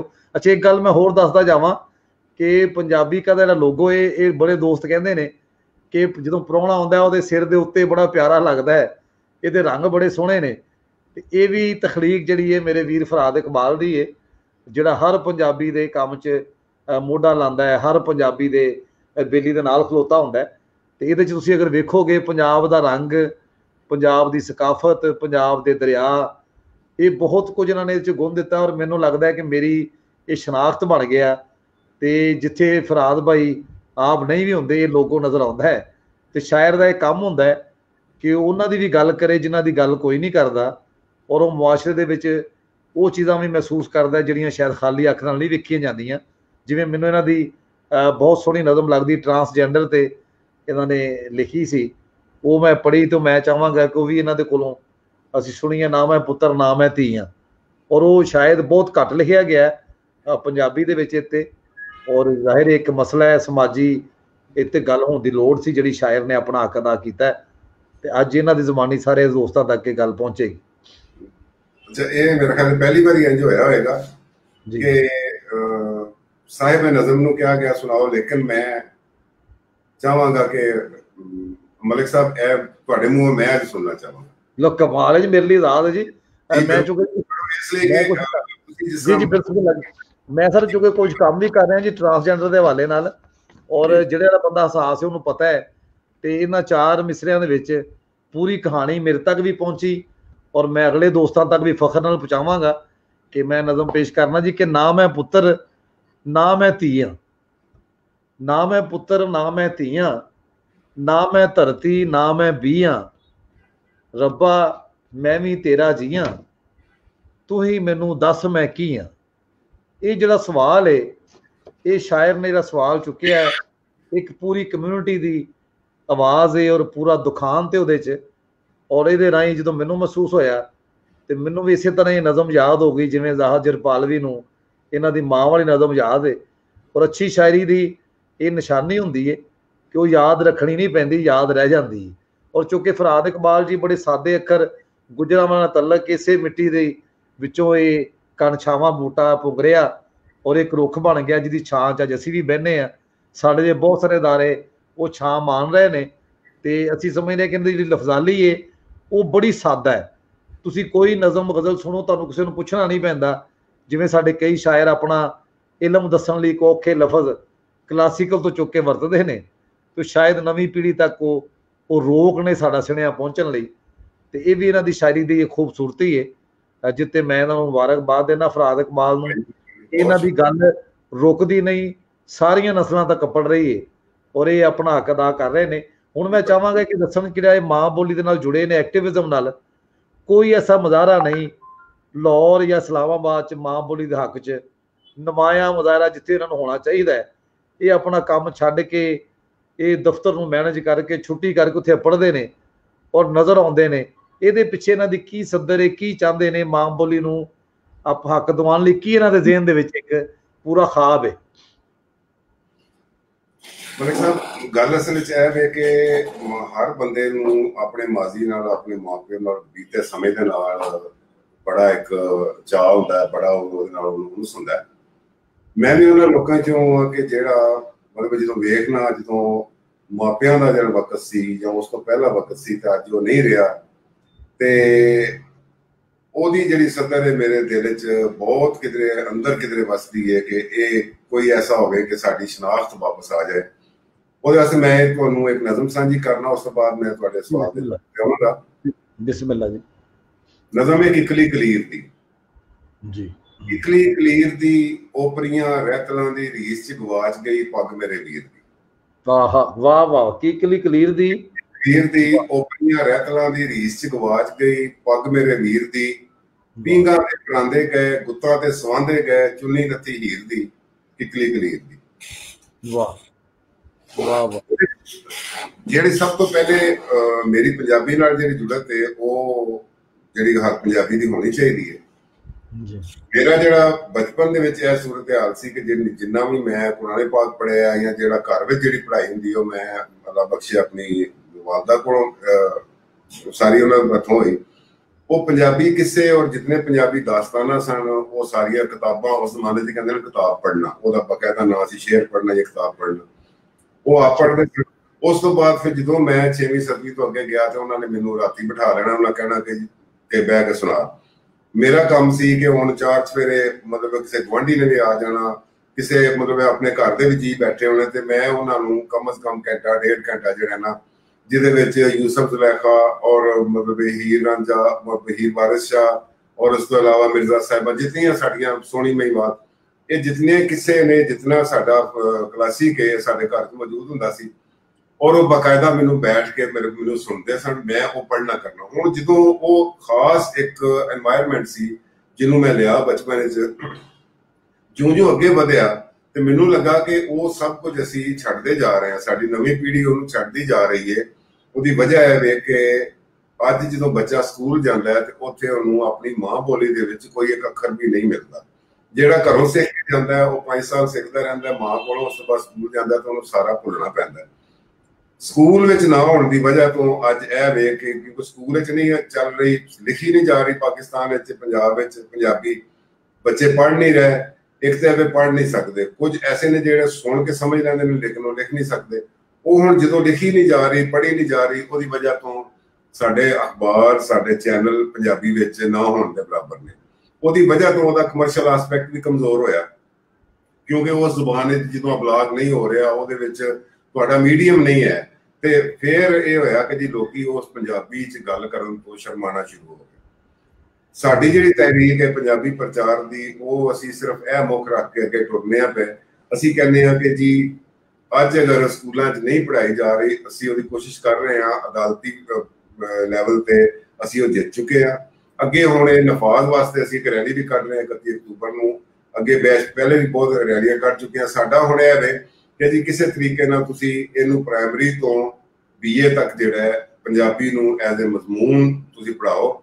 ਜਦੋਂ ਸਕੂਲਾਂ 'ਚ ਪੜ੍ਹੀ ਜਾਏਗੀ, ਜਦੋਂ ਕਾਲਜਾਂ 'ਚ ਪੜ੍ਹੀ ਜਾਏਗੀ, ਬੱਚੇ ਜਦੋਂ ਉਹਨੂੰ ਲਿਖਣ ਪੜ੍ਹਨਗੇ ਆਪਣੇ ਹੱਥੀਂ, ਉਸ ਤੋਂ ਬਾਅਦ ਕੋਈ ਵੀ ਪੰਜਾਬੀ ਦੂਜੇ ਪੰਜਾਬੀ ਨਾਲ ਪੰਜਾਬੀ 'ਚ ਗੱਲ ਕਰਨ ਤੋਂ ਕਦੀ ਵੀ ਨਹੀਂ ਝਿਜਕੇਗਾ। ਸਾਡੀ ਪੂਰੀ ਤਹਿਰੀਕ ਦਾ ਮਕਸਦ ਹੈ ਇਹ, ਨਾ ਕੋਈ ਸਿਆਸੀ ਮਕਸਦ ਹੈ ਨਾ ਕੋਈ। ਤੁਸੀਂ ਕਹਿੰਦੇ ਆ ਕਿ ਸਾਡੀ ਰਹਿਤਲ ਜਿਹੜੀ ਹੈ ਜਿਹਦੇ ਤੋਂ ਅਸੀਂ ਮਤਲਬ ਦੂਰ ਹੋਈ ਜਾ ਰਹੇ ਹਾਂ, ਔਰ ਮਾਂ ਬੋਲੀ ਦੀ ਵੀ ਜਿਹੜੀ ਗੱਲ ਹੈ, ਹੁਣ ਤੇ ਮਾਵਾਂ ਵੀ ਇਸ ਪੀੜ੍ਹੀ ਦੀਆਂ ਮਾਵਾਂ ਵੀ ਉਰਦੂ ਬੋਲ ਰਹੀਆਂ ਨੇ। ਸਾਨੂੰ ਉਰਦੂ ਦੇ ਨਾਲ ਤਾਂ ਕੋਈ ਮਸਲਾ ਨਹੀਂ ਹੈ, ਲੇਕਿਨ ਅਸੀਂ ਕਹਿੰਦੇ ਹਾਂ ਕਿ ਜਿਸ ਹੱਦ ਤੱਕ ਪੰਜਾਬੀ ਜਿਹੜਾ ਨਾ ਪਸ਼ਤੋ, ਸਿੰਧੀ, ਬਲੋਚੀ, ਇਹ ਸਾਰੀਆਂ ਜ਼ੁਬਾਨਾਂ ਪੜ੍ਹਾਈਆਂ ਜਾ ਰਹੀਆਂ ਨੇ, ਪੰਜਾਬੀ ਨੂੰ ਵੀ ਉਹਦੇ ਹਿਸਾਬ ਦਾ ਸਲੂਕ ਕਰਨਾ ਚਾਹੀਦਾ, ਉਹਦੇ ਨਾਲ ਮਤਰਾਇਆ ਸਲੂਕ ਨਹੀਂ ਕਰਨਾ ਚਾਹੀਦਾ। ਅਸੀਂ ਇਹਦੀ ਕੋਸ਼ਿਸ਼ ਕਰ ਰਹੇ ਹਾਂ, ਔਰ ਸਾਡਾ ਜਿੰਨਾ ਆ ਰਿਹਾ ਸਾਰਾ ਇਹਦੇ ਤੇ ਅਸੀਂ ਮਰਕਜ਼ ਕੀਤਾ ਹੋਇਆ। ਔਰ ਉਹ ਵਕਤ ਆਏਗਾ ਕਿ ਜਿਸ ਦਿਨ ਸਾਡੇ ਸਕੂਲ ਵਿੱਚ ਸਾਡੇ ਜਿਹੜੇ ਬੱਚੇ ਨੇ ਜੋ ਘਰੋਂ ਸਿੱਖ ਕੇ ਜਾਣਗੇ 5 ਸਾਲ, ਉਹਦੀ ਉਹਨਾਂ ਨੂੰ ਕੰਟੀਨਿਊਟੀ ਮਿਲੇਗੀ, ਨਾ ਕਿ ਸਾਰਾ ਡਿਸਕਾਰਡ ਕਰਕੇ ਤੇ ਉਹਨੂੰ ਸਾਈਡ ਤੇ ਕਰਕੇ ਇੱਕ ਪਾਸੇ ਕਰਕੇ ਤੇ ਉਹ ਉਹਨਾਂ ਨੂੰ ਕੋਈ ਨਵਾਂ ਸਿੱਖਣਾ ਪਵੇ। ਤੇ ਸਾਡੀ ਇਹੀ ਕੋਸ਼ਿਸ਼, ਔਰ ਵਕਤ ਆਏਗਾ ਕਿ ਸਾਡੇ ਬਾਲ ਜਿਹੜੇ ਨੇ ਸਕੂਲ ਜਾ ਕੇ ਉਹ ਹੀ ਪੜ੍ਹਨਗੇ ਜੋ ਘਰੋਂ ਸਿੱਖ ਕੇ ਗਏ। ਜੀ ਮਾਸ਼ਾਅੱਲਾ ਜੀ, ਤੁਹਾਡੀ ਟੀਮ ਬੜੀ ਸੋਹਣੀ। ਵੱਟੂ ਸਾਹਿਬ ਬੜਾ ਸੋਹਣਾ ਕੰਮ ਸਾਰੇ ਦੋਸਤ ਤੁਸੀਂ ਕਰ ਰਹੇ ਹੋ। ਔਰ ਮੈਂ ਸਮਝਦਾ ਕਿ ਜਦੋਂ ਇੱਕ ਇੰਨਾ ਓਪਰਾ ਸਲੂਕ ਹੋਵੇ ਕਿਸੇ ਬੋਲੀ ਨਾਲ, ਤੇ ਕੋਈ ਵੀ ਬੰਦਾ ਜਿਹੜਾ ਉਹ ਪਰਾਂ ਨਹੀਂ ਰਹਿ ਸਕਦਾ, ਵੱਖਰਾ ਨਹੀਂ ਖਲੋ ਸਕਦਾ ਕਿ ਅਗਰ ਬਾਕੀ ਜ਼ਬਾਨਾਂ ਨੂੰ ਪੜ੍ਹਾਈਆਂ ਜਾ ਰਹੀਆਂ ਨੇ ਤੇ ਇਸ ਜ਼ਬਾਨ ਨੂੰ ਕਿਉਂ ਮਤਰਿਆ ਵਾਲਾ ਸਲੂਕ ਦੇ ਨਾਲ ਕੀਤਾ ਜਾ ਰਿਹਾ ਹੈ। ਅੱਛਾ ਫਰਾਦ ਭਾਈ, ਅਸੀਂ ਸਮਝਦੇ ਕਿ ਜਿਹੜਾ ਇਹ ਸਾਰਾ ਮਾਂ ਬੋਲੀ ਬੋਲਣ ਦੇ ਪਿੱਛੇ ਸ਼ਰਮ ਦੀ ਇੱਕ ਲੋਕਾਂ ਨੂੰ ਮਹਿਸੂਸ ਹੁੰਦੀ, ਇਹਦੇ ਪਿੱਛੇ ਪੂਰੀ ਇੱਕ ਸਾਜ਼ਿਸ਼ ਹੈ। ਤੁਸੀਂ ਕੀ ਸਮਝਦੇ ਹੋ ਕਿ ਨਵੀਂ ਪੀੜ੍ਹੀ 'ਚ ਪੰਜਾਬੀ ਬੋਲਣ ਤੇ ਕੋਈ ਜਿਹੜੀ ਸ਼ਰਮ ਮਹਿਸੂਸ ਕੀਤੀ ਜਾਂਦੀ ਸੀ ਪਿੱਛੇ, ਉਹ ਕੋਈ ਘਟੀ ਔਰ ਲੋਕ ਮਾਂ ਬੋਲੀ ਨਾਲ ਮੈਨੂੰ ਤੇ ਤਾਂ ਵਧਾ ਨਜ਼ਰ ਆ ਰਿਹਾ ਕਿ ਲੋਕ ਹੁਣ ਬੋਲਦੇ ਆ ਸ਼ਰਮਾਂਦੇ ਨਹੀਂ ਹੁਣ ਪਹਿਲਾਂ ਅੰਗਰ। ਤੁਸੀਂ ਕੀ, ਤੁਹਾਡੀ ਕੀ ਇਹਦੇ ਬਾਰੇ ਖਿਆਲ ਹੈ?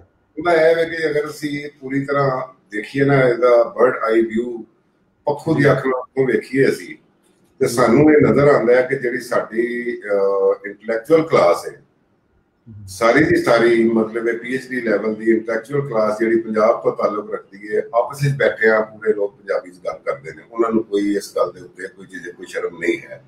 ਉਸ ਤੋਂ ਬਾਅਦ ਦਰਮਿਆਨ ਵਿੱਚ ਇੱਕ ਤਬਕਾ ਆਉਂਦਾ ਹੈ ਕਿ ਜਿਹੜਾ ਮੀਡੀਅਮ ਉਹਦੇ ਵਿੱਚ ਆਉਂਦੇ ਨੇ ਲੋਕ, ਉਹਨਾਂ ਨੂੰ ਛੱਡ ਕੇ ਥੱਲੇ ਚਲੇ ਜਾਓ ਤਾਂ ਉਹਨਾਂ ਨੂੰ ਵੀ ਕੋਈ ਮਸਲਾ ਨਹੀਂ। ਸਿਰਫ ਜਿਹੜੇ ਸ਼ਹਿਰੀ ਮਾਹੌਲ ਦੇ ਵਿੱਚ ਜਿਹੜਾ ਇੱਕ ਦਰਮਿਆਨ ਵਾਲਾ ਤਬਕਾ ਹੈ, ਜੇ ਉਹਨਾਂ ਨੂੰ ਹਾਲੇ ਤੱਕ ਜਿਹੜੀ ਝਿਜਕ ਸੀ ਨਾ, ਲੇਕਿਨ ਐਵੇਂ ਕਿ ਚੀਜ਼ਾਂ ਨੈਰੋ ਡਾਊਨ ਹੋ ਰਹੀਆਂ ਨੇ। ਸਕੂਲਾਂ, ਕਾਲਜਾਂ, ਯੂਨੀਵਰਸਿਟੀਆਂ ਜਦੋਂ ਵੀ ਅਸੀਂ ਪੰਜਾਬੀ ਵਾਸਤੇ ਜਾਂਦੇ ਹਾਂ, ਪੰਜਾਬੀ ਦੇ ਹੱਕ ਵਾਸਤੇ ਗੱਲ ਕਰਨ ਲਈ ਜਾਂਦੇ ਹਾਂ, ਉਹ ਬੱਚੇ ਜਿਹੜੇ ਨੇ ਉਹ ਸਾਡੇ ਨਾਲ ਜਦੋਂ ਗੱਲ ਕਰਦੇ ਨੇ ਤੇ ਉਹ ਪੰਜਾਬੀ 'ਚ ਗੱਲ ਕਰਦੇ ਨੇ, ਉਹ ਸਾਡੇ ਨਾਲ ਟੁਰਦੇ ਨੇ। ਨਵੀਂ ਜਿਹੜੀ ਨਸਲ ਹੈ ਨਾ, ਉਹਦੇ ਅੰਦਰ ਤੱਕ ਇਹ ਗੱਲ ਪਹੁੰਚੀ ਹੈ। ਹੁਣ ਉਹਨਾਂ ਨੂੰ ਇਹ ਜਾਗਰਤੀ ਆ ਰਹੀ ਹੈ ਕਿ ਸਾਨੂੰ ਆਪਣੀ ਜ਼ੁਬਾਨ ਦਾ ਰਿਵਾਈਵਲ ਚਾਹੀਦਾ ਹੈ, ਔਰ ਉਹ ਭਾਵੇਂ ਰੇਸ਼ੋ ਦੇ ਵਿੱਚ ਘੱਟ ਨੇ, ਲੇਕਿਨ ਇਹ ਵੇ ਕਿ ਉਹ ਦਿਨ ਬ ਦਿਨ ਅਸੀਂ ਪਿਛਲੇ ਜਿਹੜੇ 6-7 ਸਾਲ ਤੋਂ ਅਸੀਂ ਕੋਸ਼ਿਸ਼ ਕਰ ਰਹੇ ਹਾਂ, ਉਹਦੇ 'ਚ ਅਸੀਂ ਬਾਕਾਇਦਾ ਜਿਹੜਾ ਜਿੰਨਾ ਅਸੀਂ ਉਹਨੂੰ ਜੱਜ ਕਰ ਰਹੇ ਹਾਂ, ਉਹਦੇ 'ਚ ਇਹ ਵੇ ਕਿ ਨਵੀਂ ਪੀੜ੍ਹੀ ਦੇ ਵਿੱਚ ਆਪਣੀ ਜ਼ੁਬਾਨ ਦੇ ਬਾਰੇ 'ਚ ਜਿਹੜੀ ਅਵੇਅਰਨੈਸ ਹੈ ਉਹ ਦਿਨ ਬ ਦਿਨ ਅੱਗੇ ਜਾ ਰਹੀ ਹੈ, ਪਿੱਛੇ ਨਹੀਂ ਆ ਰਹੀ। ਔਰ ਕਿਉਂਕਿ ਅਸੀਂ ਬਾਹਰ ਨਿਕਲ ਕੇ ਪੰਜਾਬੀ ਦੀ ਗੱਲ ਕਰਨੇ ਆ, ਇਸ ਵਾਸਤੇ ਅਗਰ ਕੋਈ ਵੀ ਗੱਲ ਨਾ ਕਰੇਗਾ ਤਾਂ ਫਿਰ ਇਹ ਵਾਕਈ ਹੋਏਗਾ ਕਿ ਅੱਛਾ ਜੀ, ਜਿਹੜੀਆਂ ਗੱਲਾਂ ਮਸ਼ਹੂਰ ਨੇ ਕਿ ਪੰਜਾਬੀ ਗਾਲਾਂ ਦੀ ਜ਼ੁਬਾਨ ਹੈ, ਪੰਜਾਬੀ ਬਦਤਮੀਜ਼ ਦੀ ਜ਼ੁਬਾਨ ਹੈ, ਇਹ ਜਿਹੜੀਆਂ ਗੱਲਾਂ ਨੇ ਇਹ ਪਪੂਲਰ ਬਿਆਨੀਏ ਕੀਤੇ ਗਏ ਨੇ, ਐਕਚੁਅਲ 'ਚ ਹੈ ਨਹੀਂ। ਜਿਹੜੀ ਸਾਨੂੰ ਕਹਿੰਦੀ ਹੈ ਕਿ ਜੀ ਗਾਲਾਂ ਨਹੀਂ ਜਾਂ ਬਦਤਮੀਜ਼ੀ, ਉਹ ਕਿਸੇ ਵੀ ਜ਼ੁਬਾਨ ਦੇ ਵਿੱਚ ਉਹਦੀਆਂ ਗਾਲਾਂ ਜਾਂ ਉਹਦੀ ਬਦਤਮੀਜ਼ੀ ਕਿਸੇ ਵੀ ਜ਼ੁਬਾਨ ਵਿੱਚ ਤਕਰੀਬਨ ਇਸੇ ਲੈਵਲ ਦੀ ਹੁੰਦੀ ਹੈ। ਸਿਰਫ ਇਹ ਵੇ ਕਿ ਹਾਂ, ਇਹ ਵੇ ਕਿ ਪੰਜਾਬੀ ਇੱਕ ਬੋਲਡ ਐਕਸਪ੍ਰੈਸ਼ਨ ਵਾਲੀ ਜ਼ੁਬਾਨ ਹੈ, ਜ਼ਿਆਦਾ ਬੋਲਡ ਔਰ ਲਾਊਡ ਹੈ, ਠੀਕ ਹੈ, ਬਹੁਤ ਸਾਰੀ ਜ਼ੁਬਾਨਾਂ ਨਾਲੋਂ। ਇਸ ਵਾਸਤੇ ਉਹ ਇਹ ਲਾਊਡ ਹੋਣ ਦੀ ਵਜ੍ਹਾ ਤੋਂ ਜਾਂ ਬੋਲਡ ਹੋਣ ਦੀ ਵਜ੍ਹਾ ਤੋਂ ਵੀ ਦੂਸਰੀਆਂ ਜ਼ੁਬਾਨਾਂ ਜਿਹੜੀਆਂ ਨੇ ਉਹਨਾਂ ਨੇ ਇੱਕ ਇਹਦੇ ਬਾਰੇ 'ਚ ਇੱਕ ਇਹਦਾ ਇਮੇਜ ਕ੍ਰੀਏਟ ਕਰ ਦਿੱਤਾ ਹੈ ਕਿ ਜੀ ਪੰਜਾਬੀ ਜਿਹੜਾ ਉਹ ਇੱਕ ਅਨਪੜ੍ਹ ਦੀ ਜ਼ੁਬਾਨ ਹੈ, ਜਾਂ ਪੰਜਾਬੀ ਜਿਹੜੀ ਹੈ ਇਹ ਇੱਕ ਬਦਤਮੀਜ਼ੀ ਦੀ ਜ਼ੁਬਾਨ ਹੈ, ਜਾਂ ਪੰਜਾਬੀ ਗਾਲਾਂ ਦੀ ਜ਼ੁਬਾਨ ਹੈ। ਇਹ ਸਾਰੇ ਜਿਹੜੇ ਜਿੰਨੀਆਂ ਵੀ ਉਹਦੇ ਬਾਰੇ 'ਚ ਜਿਹੜਾ ਇਮੇਜ ਕ੍ਰੀਏਟ ਕੀਤਾ ਗਿਆ ਇਹ ਕੰਸਟਰਕਟਡ ਹੈ, ਐਕਚੁਅਲ 'ਚ ਹੈ ਨਹੀਂ। ਕੋਈ ਮਲਿਆਲਮ ਤੁਸੀਂ ਲੈ ਲਓ, ਤੇਲਗੂ ਲੈ ਲਓ, ਤੁਸੀਂ ਬਿਹਾਰ ਤੋਂ ਸ਼ੁਰੂ ਹੋ ਕੇ ਜਾਂ ਦੁਨੀਆ ਦੀ ਕੋਈ ਵੀ ਜ਼ੁਬਾਨ ਲੈ ਲਓ, ਉਹਦੇ ਵਿੱਚ ਸਭ ਤੋਂ ਪਹਿਲੇ ਜਿਹੜਾ ਕੋਈ ਬੰਦਾ ਅਜਨਬੀ ਜਾਏਗਾ ਨਾ, ਮਤਲਬ ਇੱਥੋਂ ਕੋਈ ਬੰਦਾ ਸਾਊਦੀ ਅਰਬ ਚਲਾ ਜਾਂਦਾ ਜਾਂ ਸਾਊਦੀ ਅਰਬ ਤੋਂ ਕੋਈ ਭਾਵੇਂ ਯੂਰਪ ਚਲਾ ਜਾਂਦਾ ਹੈ, ਉਹ ਉੱਥੋਂ ਜਾ ਕੇ ਜ਼ੁਬਾਨ ਸਿੱਖੇਗਾ, ਸਭ ਤੋਂ ਪਹਿਲੇ ਉਹਦੀਆਂ ਗਾਲਾਂ ਸਿੱਖੇਗਾ, ਕਿਉਂਕਿ ਉਹਦੇ 'ਚ ਬੋਲਡਨੈਸ ਔਰ ਕ੍ਰਿਸਪ ਹੁੰਦਾ ਹੈ, ਇਜ਼ਹਾਰ ਹੁੰਦਾ। ਗਾਲੀ ਦੇ ਵਿੱਚ ਇਜ਼ਹਾਰ ਬਹੁਤ ਜ਼ਿਆਦਾ ਹੁੰਦਾ, ਇੱਕਦਮ ਜਿਹੜਾ ਨਾ ਤੁਸੀਂ ਨਹੀਂ ਜਿਹੜੀ ਇਜ਼ਹਾਰ ਕਰ ਸਕਦੇ, ਗਾਲੀ 'ਚ ਕਰ ਲੈਂਦੇ। ਇਸ ਲਈ ਇੱਥੋਂ ਜਾ ਕੇ ਲੋਕ ਸਾਊਦੀ ਅਰਬ ਜਾ ਕੇ ਜਾਂ ਅਰਬ ਕਿਸੇ ਵੀ ਕੰਟਰੀ ਜਾ ਕੇ ਸਭ ਤੋਂ ਪਹਿਲੇ ਜਿਹੜੀਆਂ ਉੱਥੇ ਗਾਲਾਂ ਨੇ ਅਰਬੀ ਦੇ ਵਿੱਚ, ਸਭ ਤੋਂ ਪਹਿਲੇ ਉਹ ਸਿੱਖਦੇ ਨੇ। ਜ਼ਿਆਦਾ ਗਾਲਾਂ ਮੌਜੂਦ ਹਨ ਤੇ ਸਿੱਖੀਆਂ ਜਾ ਰਹੀਆਂ ਹਨ। ਇਸ ਵਾਸਤੇ ਇਹ ਤੇ ਦੋਵੇਂ ਤਿੰਨੇ ਗੱਲਾਂ ਪੰਜਾਬੀ ਦੇ ਬਾਰੇ 'ਚ ਅਸੀਂ ਉਹਨੂੰ ਬਿਲਕੁਲ ਡਿਸਕਾਰਡ ਕਰਨੇ ਆ, ਔਰ ਅਸੀਂ ਇਹਦੇ ਤੇ ਬਕਾਇਦਾ ਮਤਲਬ ਅਸੀਂ ਆਰਗੂਮੈਂਟ ਕਰਨ ਨੂੰ ਤਿਆਰ ਹਾਂ। ਔਰ ਬੜੀ ਦਫਾ ਆਰਗੂਮੈਂਟ ਹੋਇਆ ਕਿ ਜਿਹਦੇ 'ਚ ਕਿ ਅਸੀਂ ਉਹਨਾਂ ਨੂੰ ਸਾਬਤ ਕੀਤਾ ਹੈ ਕਿ ਜੀ ਪੰਜਾਬੀ ਦੇ ਬਾਰੇ 'ਚ ਇਹ ਜੋ ਕਿਹਾ ਗਿਆ ਹੈ ਨਾ, ਇਹਦਾ ਜ਼ਮੀਨੀ ਹਕਾਇਕ ਨਾਲ ਕੋਈ ਤਾਲੁਕ। ਸਰ, ਇਹ ਬੜੀ ਸੋਹਣੀ ਤੁਸੀਂ ਕੀਤਾ ਤਜਜ਼ੀਆ ਕਿ ਜਿਹੜੀ ਵਿਚਕਾਰਲੀ ਕਲਾਸ ਹੈ, ਦਰਮਿਆਨੀ ਕਲਾਸ ਹੈ ਜੀ, ਮਿਡਲ ਕਲਾਸ, ਉਹਦਾ ਮਸਲਾ ਹੈ ਕਿ ਉਹ ਮੁਹੱਜ਼ਬ ਹੋਣ ਦੀ ਕੋਸ਼ਿਸ਼ ਕਰਨ 'ਚ ਉਰਦੂ ਵੱਲ ਟੁਰ ਪਏ, ਜਦੋਂ ਕੋਈ ਜ਼ੁਬਾਨਾਂ ਸਾਰੀਆਂ ਹੀ ਚੰਗੀਆਂ ਹੁੰਦੀਆਂ ਨੇ। ਕਿਸੇ ਜ਼ੁਬਾਨ ਨੂੰ ਬੋਲ ਕੇ ਬੰਦਾ ਮੁਹੱਜ਼ਬ ਨਹੀਂ ਹੋ ਸਕਦਾ, ਆਪਣੇ ਕਿਰਦਾਰ ਨਾਲ ਮੁਹੱਜ਼ਬ ਹੋਣਾ ਹੁੰਦਾ ਹੈ। ਔਰ ਸਾਡੇ ਇੱਕ ਦੋਸਤ ਜ਼ਾਹਿਦ ਹਸਨ ਬਹੁਤ ਸੁੱਚੇ ਕਹਾਣੀਕਾਰ, ਸ਼ਾਇਰ, ਦਾਹਾਂ ਵਾਰ ਲੈ ਚੁੱਕੇ ਨੇ, ਉਹ ਲਫ਼ਜ਼ 'ਚ ਪੜ੍ਹਾਉਂਦੇ ਨੇ, ਤੇ ਉਹ ਵੀ ਕਹਿ ਰਹੇ ਸੀ ਕਿ ਲਫ਼ਜ਼ ਜਿਹੜੇ ਬੱਚੇ ਨੇ ਉਹ ਅੰਗਰੇਜ਼ੀ ਦੇ ਨਾਲ ਪੰਜਾਬੀ ਬੋਲ ਕੇ ਫਖਰ ਮਹਿਸੂਸ ਕਰਦੇ ਨੇ, ਤੇ ਉਹਨਾਂ ਨੂੰ ਕੋਈ ਨਹੀਂ ਹੁੰਦਾ। ਲੇਕਿਨ ਜਿਹੜੀ ਤੁਹਾਡੀ ਗੱਲ ਸਹੀ ਹੈ ਕਿ ਜਿਹੜੀ ਕਲਾਸ ਇਹ ਕਰ ਰਹੀ, ਸਾਨੂੰ ਉੱਤੇ ਕੰਮ ਕਰਨ ਦੀ ਲੋੜ ਹੈ, ਤੇ ਕਿ ਉਹਨਾਂ ਨੂੰ ਅਸੀਂ ਇਹ ਦੱਸੀਏ ਕਿ ਜਿਹੜੀ ਜ਼ੁਬਾਨ ਹੈ ਇਹ ਵੀ, ਬਲਕਿ ਸੂਫੀ ਸ਼ਾਇਰੀ ਵੇਖੀਏ ਤੇ ਦੂਜੀਆਂ ਜ਼ੁਬਾਨਾਂ ਨਾਲ ਜ਼ਿਆਦਾ ਉੱਚਾ ਇਹਦਾ ਮੁਕਾਮ ਹੈ। ਇਹ ਜ਼ਫਰ ਅਵਾਨ ਸਾਹਿਬ ਪੁੱਛ ਰਹੇ ਨੇ ਤੁਹਾਨੂੰ ਫਰਾਦ ਬਾਈ ਕਿ ਜਿਹੜੀ ਅੱਜ ਕੀ ਅੱਜ ਕੱਲ੍ਹ ਮਿਆਰੀ ਪੰਜਾਬੀ ਅਦਬ ਲਿਖਿਆ ਜਾ ਰਿਹਾ ਹੈ, ਔਰ ਅਗਰ ਲਿਖਿਆ ਜਾ ਰਿਹਾ ਹੈ ਤੇ ਪੰਜਾਬੀ ਸ਼ਾਇਰੀ ਨੂੰ ਅਸੀਂ ਆਲਮੀ ਮੰਜ਼ਰਨਾਮੇ 'ਚ ਕਿੱਥੇ ਵੇਖਦੇ ਹੋ ਤੁਸੀਂ ਪੰਜਾਬੀ ਸ਼ਾਇਰੀ ਨੂੰ? ਮੇਰੇ ਖਿਆਲ ਵਿੱਚ ਜੀ ਵੀਰ ਜੀ ਗੱਲ ਹੈ ਕਿ ਪੰਜਾਬੀ ਅੱਜ ਜਿਹੜੀ ਜਿੱਥੇ ਅਸੀਂ ਖੜੇ ਆ ਨਾ, ਲਿਟਰੇਚਰ ਦੇ ਬਾਰੇ ਨਾਲ ਮੈਂ ਗੱਲ ਕਰਾਂਗਾ, ਇਹਨੂੰ ਦੋ ਹਿੱਸਿਆਂ 'ਚ, ਤਿੰਨ ਹਿੱਸੇ ਮੈਂ ਤਕਸੀਮ ਕਰਾਂ ਨਾ, ਤੇ ਮੈਂ ਕਹਾਂਗਾ ਕਿ ਸ਼ਾਇਰੀ ਇੱਕ ਟ੍ਰੈਂਡੀ ਕੰਮ ਹੈ। ਸ਼ਾਇਰੀ ਦੇ ਵਿੱਚ ਲੋਕ ਨਵੇਂ ਵੀ ਆ ਰਹੇ ਨੇ, ਅੱਛਾ ਕੰਮ ਹੋ ਰਿਹਾ ਹੈ। ਔਰ ਤੁਸੀਂ ਅੱਜ ਤੋਂ 20 ਸਾਲ ਪਹਿਲੇ ਦੀ ਸ਼ਾਇਰੀ ਚੁੱਕ ਕੇ ਵੇਖ ਲਓ, ਅੱਜ ਦੀ ਵੇਖੋ, ਮੌਜ਼ੂਆਤ ਦੇ ਲਿਹਾਜ਼ ਨਾਲ, ਟੈਕਨੀਕ ਦੇ ਲਿਹਾਜ਼ ਨਾਲ ਚੀਜ਼ਾਂ ਅੱਗੇ ਵਧੀਆਂ ਨੇ। ਔਰ ਬਾਕਾਇਦਾ ਪੰਜਾਬੀ ਪਹਿਲੇ ਸੀ ਕਿ 200 ਸਾਲ 150-200 ਸਾਲ ਇੱਕੋ ਜਗ੍ਹਾ ਤੇ ਖੜੀ ਰਹੀ, ਜ਼ੁਬਾਨ ਦੇ ਲਿਹਾਜ਼ ਨਾਲ, ਮੌਜੂ ਦੇ ਲਿਹਾਜ਼ ਨਾਲ ਅੱਗੇ ਨਹੀਂ ਵਧੀ। ਲੇਕਿਨ ਹੁਣ ਪਿਛਲੇ ਕੁਝ ਦਹਾਕਿਆਂ ਤੋਂ ਜਿਹੜੀ ਪੰਜਾਬੀ ਲਿਖੀ ਜਾ ਰਹੀ ਹੈ, ਜਾਂ ਤੁਸੀਂ ਕਰ ਲਓ ਇਸ ਸਦੀ ਵਿੱਚ, ਉਹਦੇ 'ਚ ਬਾਕਾਇਦਾ ਜਿਹੜੇ ਅਦਬੀ ਤਹਿਰੀਕਾਂ ਨੇ, ਜਾਂ ਬਾਕਾਇਦਾ ਉਹਦੇ 'ਚ ਲੱਗਦਾ ਕਿ ਇਹਨੇ ਸਫ਼ਰ ਤੈਅ ਕੀਤਾ। ਪੱਛਮੀ ਸ਼ਾਇਰੀ ਦੀ ਗੱਲ ਕਰ ਰਹੇ, ਨਵੇਂ ਸ਼ਾਇਰ ਬਹੁਤ ਅੱਛਾ ਲਿਖ ਰਹੇ ਨੇ। ਸ਼ਾਇਰੀ ਦੇ ਵਿੱਚ ਜਿਹੜੇ ਨਵੇਂ ਆਏ ਨੇ, ਜਿਹੜੇ ਮੌਜੂਦ ਨੇ ਪਹਿਲੇ ਤੋਂ ਲਿਖਣ ਵਾਲੇ, ਉਹਨਾਂ ਦਾ ਵੀ ਕੋਈ ਜਵਾਬ ਨਹੀਂ। ਲੇਕਿਨ ਨਵੇਂ ਜਿਹੜੇ ਬੱਚੇ ਨੇ ਕਈ ਵਾਰੀ ਹੈਰਾਨ ਕਰ ਦਿੰਦੇ ਨੇ। ਦੂਸਰਾ ਇਹਦਾ ਹਿੱਸਾ ਹੈ ਜੀ ਕਹਾਣੀ। ਕਹਾਣੀ ਦੇ ਵਿੱਚ ਲੋਕ ਘੱਟ ਨੇ ਜਿਹੜੇ ਧਾਰੀਵਾਲ ਸਾਹਿਬ ਨੇ, ਇਸ ਤੋਂ ਇਲਾਵਾ ਇਜਾਜ਼ ਹੈ, ਉਹ ਜਿਤਨੇ ਵੀ ਲੋਕ ਮੈਂ ਨਾਂ ਇੱਥੇ ਗਿਣਵਾਵਾਂ, ਉਹ ਅੱਛੇ ਨੇ। ਮਤਲਬ ਉਹ ਕੰਮ ਜਿਹੜਾ ਨਾ ਸੁਥਰਾ ਕਰ ਰਹੇ ਨੇ, ਲੇਕਿਨ ਥੋੜੇ ਨੇ।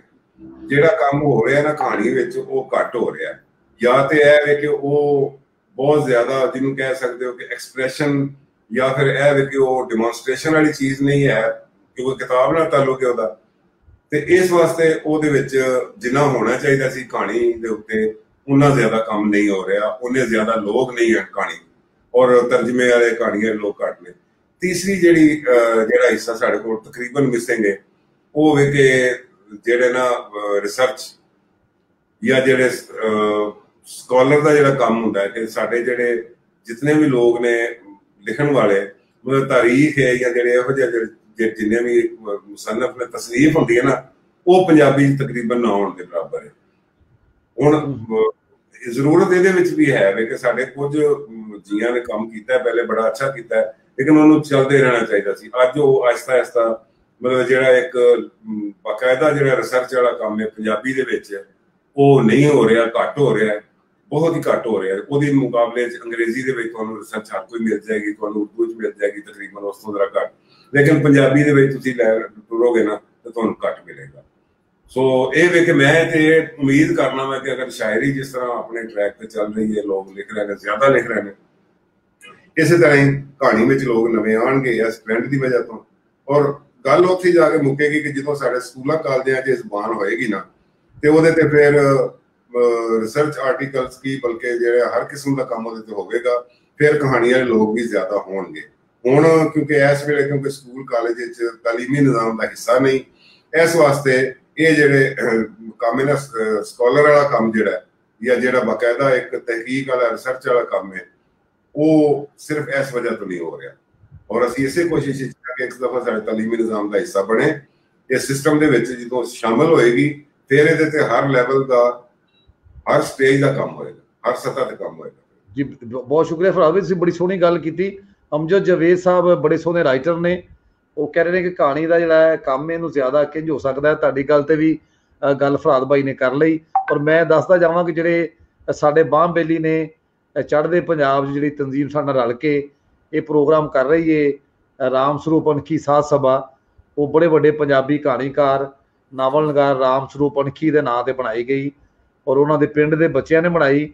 ਉਹਦੇ ਮੋਢੀ ਅੱਜ ਕੱਲ੍ਹ ਬੇਅੰਤ ਬਾਜਵਾ ਨੇ, ਉਹ ਪੱਤਰਕਾਰ ਨੇ, ਨਾਵਲ ਨਗਾਰ ਨੇ, तो कहानी तो बहुत ज़्यादा काम कर रहे हैं। बल्कि राम स्वरूप अणखी उन्होंने बेटे प्रोफैसर ने क्रांतिपाल, वो अपने वालद का काम जारी रखे हुए ने।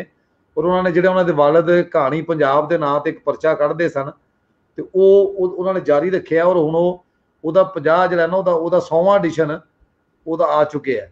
ਤੇ ਅਸੀਂ ਵੀ ਉਹਨਾਂ ਨੂੰ ਇਹ ਬੇਨਤੀ ਕੀਤੀ ਕਿ ਅਸੀਂ ਇੱਥੋਂ ਸ਼ਾਹਮੁਖੀ 'ਚ ਨਾਲ ਉਹਨਾਂ ਦੇ ਮੋਢਾ ਲਾਉਣਾ ਚਾਹੁੰਦੇ ਕਿ ਇੱਥੋਂ ਵੀ ਉਹ ਕਹਾਣੀ ਦੇ ਕੰਮ ਹੋਵੇ।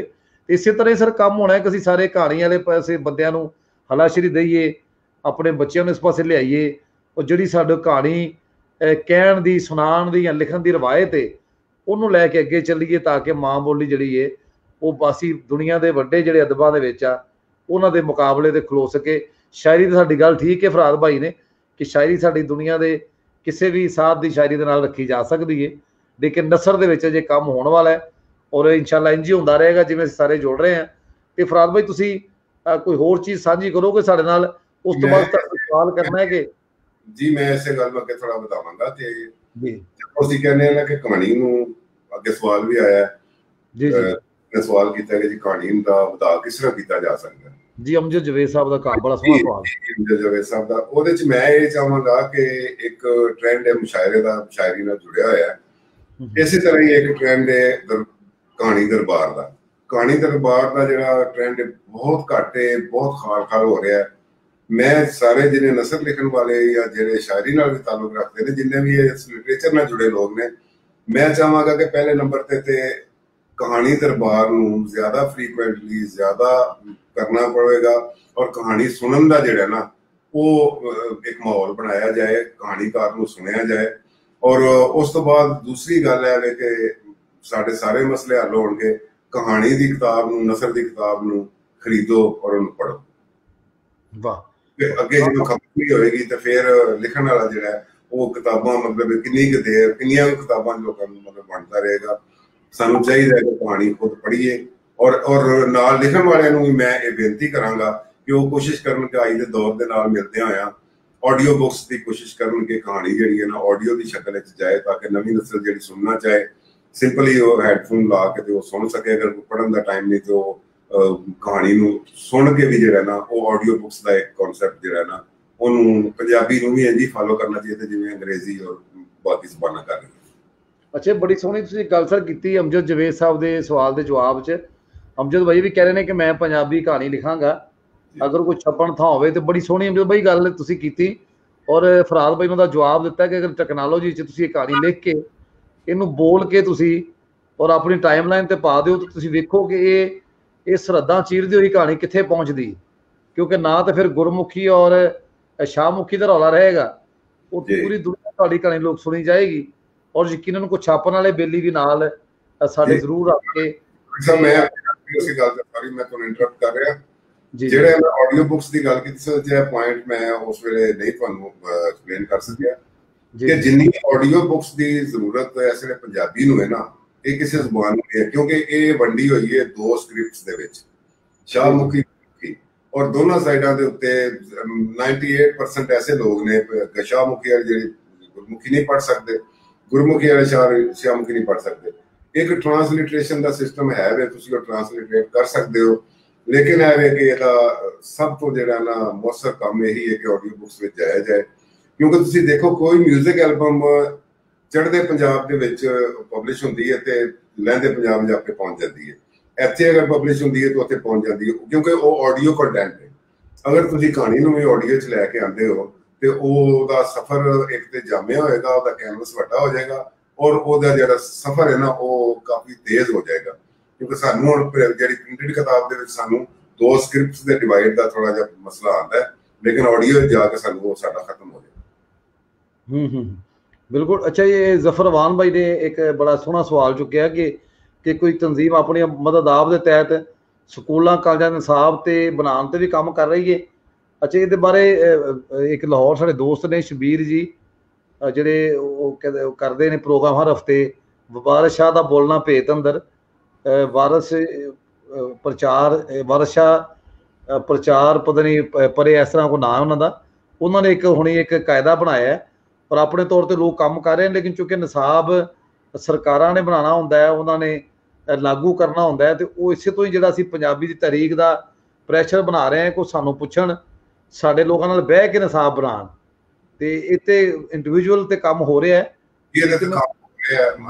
ਕੰਮ ਹੋ ਰਿਹਾ ਉਹ ਵੀ ਯਾਦ ਚ ਆ ਜਾਏਗਾ ਕਿ ਪੰਜਾਬੀ ਅਦਬੀ ਬੋਰਡ ਨੇ ਕਾਫੀ ਕੰਮ ਕੀਤਾ। ਜਮੀਲ ਪਾਲ ਸਾਹਿਬ ਨੇ ਬਾਕਾਇਦਾ ਉਹਦਾ ਜਿਹੜਾ ਕਾਇਦਾ ਹੈ, ਜਿਹੜੀਆਂ ਉਹਦਾ ਜਿਹੜਾ ਇਬਤਦਾਈ ਹੈ ਸਾਰਾ ਉਹ ਉਹਨਾਂ ਦੇ ਕੋਲ ਤਿਆਰ ਹੈ। ਔਰ ਉਹ ਜਦੋਂ ਇਹ ਨਫਾਜ਼ ਦੀ ਗੱਲ ਹੁੰਦੀ ਹੈ ਤੇ ਉਹਨੂੰ ਕੰਸੀਡਰ ਕੀਤਾ ਜਾ ਸਕਦਾ ਹੈ। ਔਰ ਇਹ ਵੇਖੋ ਉਹਦੇ ਤੇ ਜਿਹੜਾ ਜਿੰਨਾ ਗਰਾਊਂਡ ਵਰਕ ਹੈ ਉਹ ਤਕਰੀਬਨ ਹੋਇਆ ਹੈ। ਸਿਰਫ ਇਹ ਵੇ ਕਿ ਇੱਕ ਵਾਰੀ ਸਰਕਾਰ ਸਾਨੂੰ ਇਨਵੋਲਵ ਕਰੇ, ਪੰਜਾਬੀ ਲਿਖਣ ਵਾਲਿਆਂ ਨੂੰ ਔਰ ਸਿਲੇਬਸ ਡਿਵੈਲਪ ਕਰਨ ਵਾਲਿਆਂ ਨੂੰ ਇਨਵੋਲਵ ਕਰੇ। ਜਿੰਨਾ ਗਰਾਊਂਡ ਵਰਕ ਹੋਇਆ ਹੈ ਅਸੀਂ ਸਾਂਝਾ ਕਰਨ ਨੂੰ ਤਿਆਰ ਹਾਂ। ਬਿਲਕੁਲ ਸਹੀ।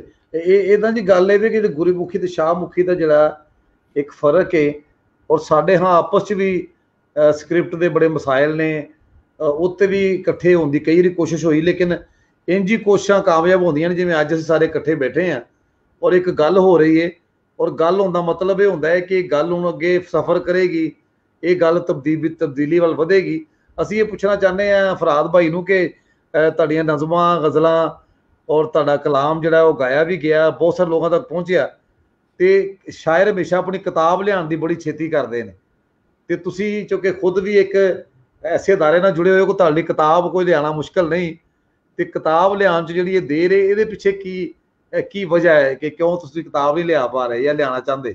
ਜੀ ਅਗਰ ਕੋਈ ਵਜ੍ਹਾ ਹੁੰਦੀ ਨਾ ਤੇ ਫਿਰ ਮੈਂ ਉਸ ਵਜ੍ਹਾ ਨੂੰ ਟੱਪ ਕੇ ਤੇ ਮੈਂ ਕਿਤਾਬ ਛਾਪ ਲੈਂਦਾ। ਵਜ੍ਹਾ ਹੈ ਕੋਈ ਨਹੀਂ, ਅਸਲ 'ਚ ਗੱਲ ਹੈ ਕਿ ਮੈਂ ਜਦੋਂ ਬੈਠ ਕੇ ਰਿਵਿਊ ਕਰਨਾ ਨਾ, ਤੇ ਕਿਉਂਕਿ ਹਰ ਬੰਦਾ ਸਿੱਖਣ ਦੇ ਉਸ ਪ੍ਰੋਸੈਸ ਵਿੱਚ ਹੁੰਦਾ ਹੈ, ਉਹਦੇ 'ਚ ਆਵੇ ਕਿ ਜਦੋਂ ਮੈਂ ਵੇਖਣਾ ਮੈਂ ਕਹਿੰਦਾ ਨਹੀਂ, ਮੈਂ ਫਿਰ ਉਹਦੇ ਤੋਂ ਕੁਝ ਚੀਜ਼ਾਂ ਵਿੱਚੋਂ ਮੈਂ ਕੱਢ ਦਿੰਦਾ, ਮੈਂ ਕਿ ਨਹੀਂ ਯਾਰ ਇਹ, ਕਿਉਂਕਿ ਜਦੋਂ ਗੱਲ ਹੋ ਚੁੱਕੀ ਹੋਵੇ, ਜਿੱਥੇ ਰਿਪੀਟ ਆ ਰਿਹਾ ਨਾ, ਉਹ ਫਿਰ ਮੈਨੂੰ ਲੱਗਦਾ ਕਿ ਨਹੀਂ ਇੱਕ ਤਾਂ ਤਰਤੀਬ ਵਿੱਚ, ਹਾਲਾਂਕਿ ਉਹ ਤਕਰੀਬਨ ਮੁਸੱਵਦਾ ਮੇਰਾ ਤਿਆਰ ਹੈ, ਉਹਦੇ 'ਚ ਸਿਰਫ ਹੈ ਵੇ ਕਿ ਥੋੜਾ ਬਹੁਤ ਕੰਮ ਬਾਕੀ ਹੈ ਜਿਹੜਾ ਕਿ ਫਾਈਨਲ ਰਿਵੀਜ਼ਨ ਲੈਣੀ ਹੈ, ਔਰ 2020 ਦੇ ਵਿੱਚ ਕਿਤਾਬ ਇਨਸ਼ਾਅੱਲਾ ਤੁਹਾਡੇ ਹੱਥ 'ਚ ਹੋਏਗੀ।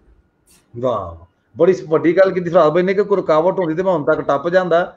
ਇਹ ਅੱਲਾ ਕਰੇ ਹਰ ਪੰਜਾਬੀ ਦਾ ਜਜ਼ਬਾ ਇੰਨਾ ਤਕੜਾ ਹੋਵੇ ਔਰ ਸਿੱਖਣ ਲਈ ਵੀ ਜਿਵੇਂ ਹਰ ਵਕਤ ਮੌਜੂਦ ਰਹਿੰਦੇ ਨੇ।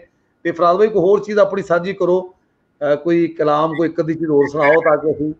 ਮੈਂ ਔਰ ਇੱਕ ਗਜ਼ਲ ਮੈਂ ਸ਼ੇਅਰ ਕਰਾਂਗਾ ਜੀ ਜ਼ਰੂਰ ਜੀ, ਮੈਂ ਸਾਂਝੀ ਕਰਨਾ। ਇੱਕ ਨਜ਼ਮ ਹੈ ਜੀ, ਸੋਚ ਵਿੱਚ ਪਏ ਆ, ਸੋਚ ਵਿੱਚ ਪਏ ਆ, ਦੂਰ ਟੁਰ ਗਏ ਆ। ਵਾਹ, ਸੋਚ ਵਿੱਚ ਪਏ ਆ, ਦੂਰ ਟੁਰ ਗਏ ਆ, ਟੁਰ ਗਏ ਆ, ਗਿਣ ਨੇਕੀਆਂ ਹਿਸਾਬ ਕਰ ਰਹੇ ਆ। ਹਾਂ ਹਾਂ, ਵਾਹ ਵਾਹ ਵਾਹ, ਗਿਣ ਨੇਕੀਆਂ ਹਿਸਾਬ ਕਰ ਰਹੇ ਆ। ਸੋਚ ਵਿੱਚ ਪਏ ਆ, ਦੂਰ ਟੁਰ ਗਏ ਆ, ਗਿਣ ਨੇਕੀਆਂ ਹਿਸਾਬ ਕਰ ਰਹੇ ਆ। ਨਮਾਜ਼ 'ਚ ਖਲੋਤੇ ਸਾਂ, ਨਮਾਜ਼ ਤੋਂ ਵੀ ਗਏ। ਵਾਹ ਵਾਹ, ਨਮਾਜ਼ 'ਚ ਖਲੋਤੇ ਸਾਂ, ਨਮਾਜ਼ ਤੋਂ ਵੀ ਗਏ। ਵਾਹ ਵਾਹ ਵਾਹ, ਉਹ ਸੋਚਣ ਦਾ ਪ੍ਰੋਸੈਸ ਚੱਲਦਾ ਰਹਿੰਦਾ ਨਾ ਜੀ ਜੀ। ਇੱਕ ਗਜ਼ਲ ਮੈਂ ਸਾਂਝੀ ਕਰਾਂਗਾ ਜੀ। ਜੀ ਜ਼ਰੂਰ ਜੀ, ਬਿਸਮਿਲ੍ਲਾ। ਤਸਵੀਰਾਂ ਦਾ ਗਮ ਕੀ ਕਰਨਾ, ਆਹਾ, ਤਸਵੀਰਾਂ ਦਾ ਗਮ ਕੀ ਕਰਨਾ, ਰੰਗਾਂ ਦਾ ਮਾਤਮ ਕੀ ਕਰਨਾ।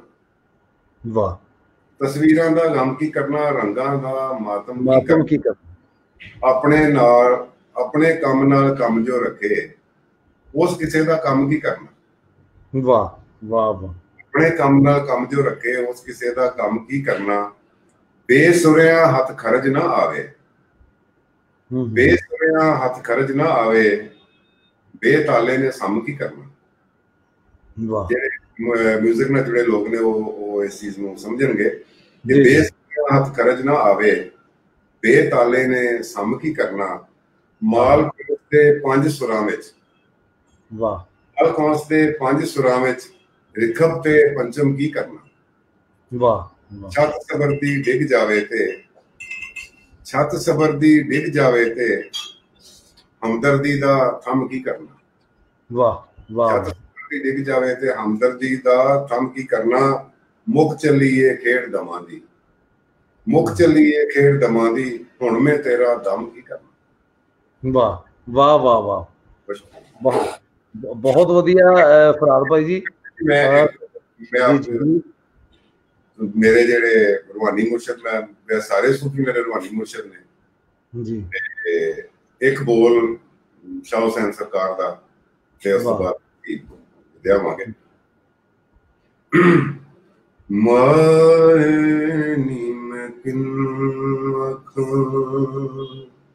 ਵਾਹ, ਮਾਏ ਨੀ ਮੈਂ ਕਿੰਨੂੰ ਆਖਾਂ, ਦਰਦ ਵਿਛੋੜੇ ਦਾ ਹਾਲ ਨੀ। ਮਾਏ ਨੀ ਮੈਂ ਕਿੰਨੂੰ ਆਖਾਂ, ਦਰਦ ਵਿਛੋੜੇ ਦਾ ਹਾਲ ਨੀ। ਮਾਏ ਨੀ ਮੈਂ ਕਿੰਨੂੰ ਆਖਾਂ, ਤੂੰ ਆ ਦੁਖੇ ਮੇਰੇ ਮੁਰਸ਼ਦ ਵਾਲਾ, ਤੂੰ ਆ ਦੁਖੇ ਮੇਰੇ ਮੁਰਸ਼ਦ ਜਾਂ ਫੁੱਲਾਂ ਲਾਲਨੀ ਮਾਏ ਨੀ ਮੈਂ ਕਿਨੂੰ ਆਖਾਂ ਦਰਦ ਵਿਛੋੜੇ ਦਾ ਹਾਲ ਨੀ ਮਾਏ ਨੀ ਮੈਂ ਕਿਨੂੰ ਆਖਾਂ। ਵਾਹ ਜੀ ਵਾਹ। ਤੇ ਇਹ ਗੁਣ ਸਾਡੇ ਕੋਲ ਲੁਕਿਆ ਰਿਹਾ ਤੁਹਾਡਾ, ਵਰਨਾ ਤੁਹਾਡੇ ਕੋਲ ਸਾਰੀ ਤੁਹਾਡੀ ਸ਼ਾਇਰੀ ਸੀ ਤਰਨਮ ਸੁਣਨੀ ਸੀ। ਇਹ ਵੀ ਤੁਹਾਨੂੰ ਮਾਲਕ ਨੇ ਬੜੀ ਅਤਾ ਕੀਤੀ ਜੀ ਕਿ ਤਰਨਮ ਦੇ ਨਾਲ ਸ਼ੇਰ ਦਾ ਉਹ ਸਵਾਦ ਔਰ ਅਸਰ ਦੂਣਾ ਹੋ ਜਾਂਦਾ ਹੈ। ਉਹ ਜਿਹੜੀ ਇਹਨਾਂ ਦੀ ਸਭ ਜਿਹੜੀ ਗੱਲ ਹੈ ਨਾ ਕਿ ਇਨਸਾਨ ਨੂੰ ਅੰਦਰੋਂ ਅਗਰ ਉਹਨੂੰ ਇੱਕ ਚੀਜ਼ ਦੇ ਨਾਲ ਉਹਦਾ ਪਿਆਰ ਹੈ ਵੇ ਨਾ ਤਾਂ ਉਹਨੂੰ ਹਰ ਹਿੱਸੇ ਦੇ ਵਿੱਚ ਪਿਆਰ ਹੋਏਗਾ। ਅਗਰ ਸੂਫੀ ਸਾਡੇ ਜਿਹੜੇ ਹੋਏ ਨੇ ਅਗਰ ਉਹਨਾਂ ਦੇ ਨਾਲ ਕਿਸੇ ਦੀ ਜੁੜੇ ਪਏ ਉਹਨੂੰ ਸੇ ਨਾ ਉਹ ਉਹਦੀ ਹਰ ਗੱਲ ਚੋਂ ਨਜ਼ਰ ਆਏਗਾ, ਝਲਕੇਗਾ ਨਾ। ਇਹ ਸਿਰਫ ਉਹਨਾਂ ਦੀ ਸਾਰਾ ਰੰਗਤ ਹੈ, ਉਹਨਾਂ ਦਾ ਸਾਰਾ ਰੰਗ ਹੈ। ਜਿਵੇਂ ਵਾਰਿਸ ਸਰਕਾਰ ਨਾਲ ਬਹੁਤ ਸਾਰੀ ਨਿਸਬਤ ਹੈ। ਉਹਨਾਂ ਦਾ ਇੱਕ ਸ਼ੇਰ ਫਿਰ ਮੈਂ ਮਤਲਬ ਤੁਹਾਡੇ ਜੀ ਜ਼ਰੂਰ ਦੇਖੀ ਬੜਾ ਬੜਾ ਜ਼ਰੂਰ ਸਰ ਜ਼ਰੂਰ ਬਿਸਮਿਲ੍ਲਾ ਜੀ। ਸੂਫੀਆਂ ਦਾ ਜ਼ਿਕਰ ਹੋਵੇ ਇਸ ਤੋਂ ਵੱਡੀ ਮਹਿਫਲ ਕੀ ਹੈ। ਆਖਿਆ ਜੋ ਗਿਆ ਝੂਠ ਬੋਲੇ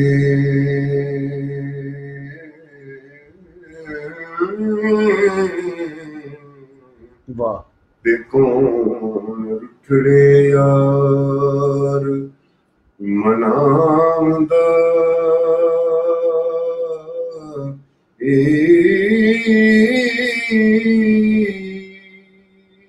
ਐਸਾ ਕੋਈ ਨਾ ਮਿਲਿਆ ਵੇ ਮੈਂ ਢੂੰਡ ਥਕੀ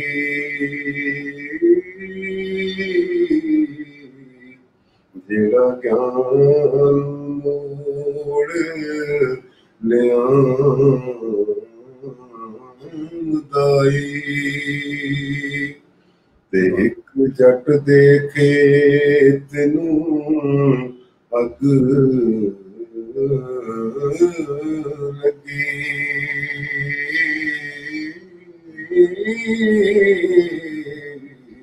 ਤੇ ਵੇਖਾਂ ਤੇ ਕਦੋਂ ਬੁਝਾਉਂਦਾ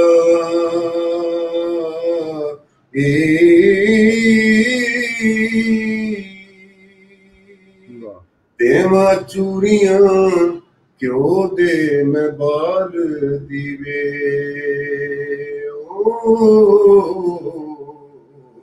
ਤੇ ਵਾਰਿਸ ਸ਼ਾਹ ਜੇ ਸੁਣਾ ਕਰੀ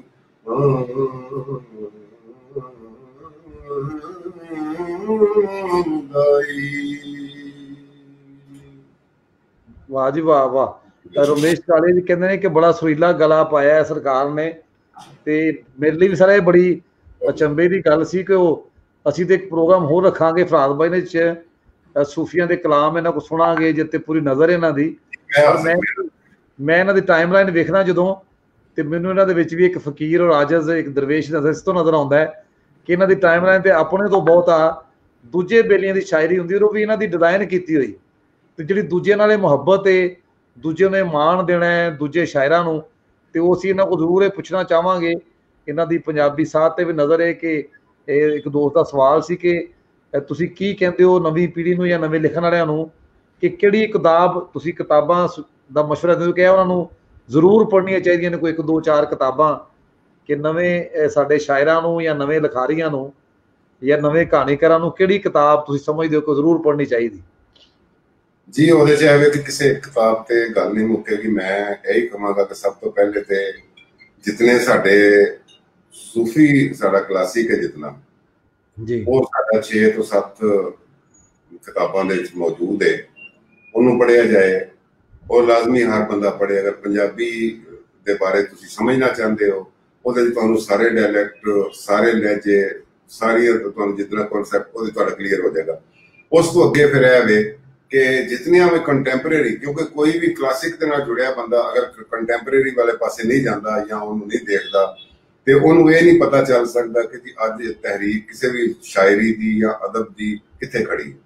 ਇਸ ਵਾਸਤੇ ਮੈਂ ਕਿਸੇ ਇੱਕ ਸਪੈਸੀਫਿਕ ਕਿਤਾਬ ਦੀ ਗੱਲ ਨਹੀਂ ਕਰਾਂਗਾ। ਮੈਂ ਸਪੈਸੀਫਿਕ ਇਹ ਜ਼ਰੂਰ ਕਹਾਂਗਾ ਕਿ ਸਾਥ ਜਿਤਨਾ ਸਾਡਾ ਸੂਫੀ ਕਲਾਸਿਕ ਉਹਨੂੰ ਪੜ੍ਹੋ ਔਰ ਉਸ ਤੋਂ ਬਾਅਦ ਜਿਤਨੇ ਵੀ ਨਵੇਂ ਲਿਖਣ ਵਾਲੇ ਨੇ ਉਹ ਸ਼ਾਇਰੀ ਹੋਵੇ ਜਾਂ ਉਹ ਹੋਵੇ ਨਸਰ, ਕਿਤਾਬ ਦੇ ਨਾਲ ਇੱਕ ਦੋਸਤੀ ਪੈਦਾ ਕਰੋ ਤੁਸੀਂ ਕੋਈ ਵੀ ਕਿਤਾਬ ਪੜ੍ਹੋ, ਜਦੋਂ ਤੁਸੀਂ ਉਹਨੂੰ ਪੜ੍ਹਨ ਦੀ ਇੱਕ ਆਦਤ ਹੋ ਜਾਏਗੀ, ਤੁਹਾਨੂੰ ਫਿਰ ਪਤਾ ਹੋਏਗਾ ਕਿ ਅੱਜ ਕੱਲ੍ਹ ਚੱਲ ਕੀ ਰਿਹਾ। ਵੇਖੋ ਗੱਲ ਇਹ ਹੁੰਦੀ ਕਿ ਗੱਲ ਉਹ ਤੁਹਾਡੀ ਅੱਗੇ ਟੁਰੇਗੀ ਜਿਹੜੀ ਨਵੀਂ ਹੋਏਗੀ। ਨਵੀਂ ਤਾਂ ਹੋਏਗੀ ਕਿ ਜੇ ਤੁਹਾਨੂੰ ਇਹ ਪਤਾ ਹੋਏਗਾ ਕਿ ਪਹਿਲੇ ਗੱਲ ਕਿਹੜੀ ਹੋ ਰਹੀ ਹੈ।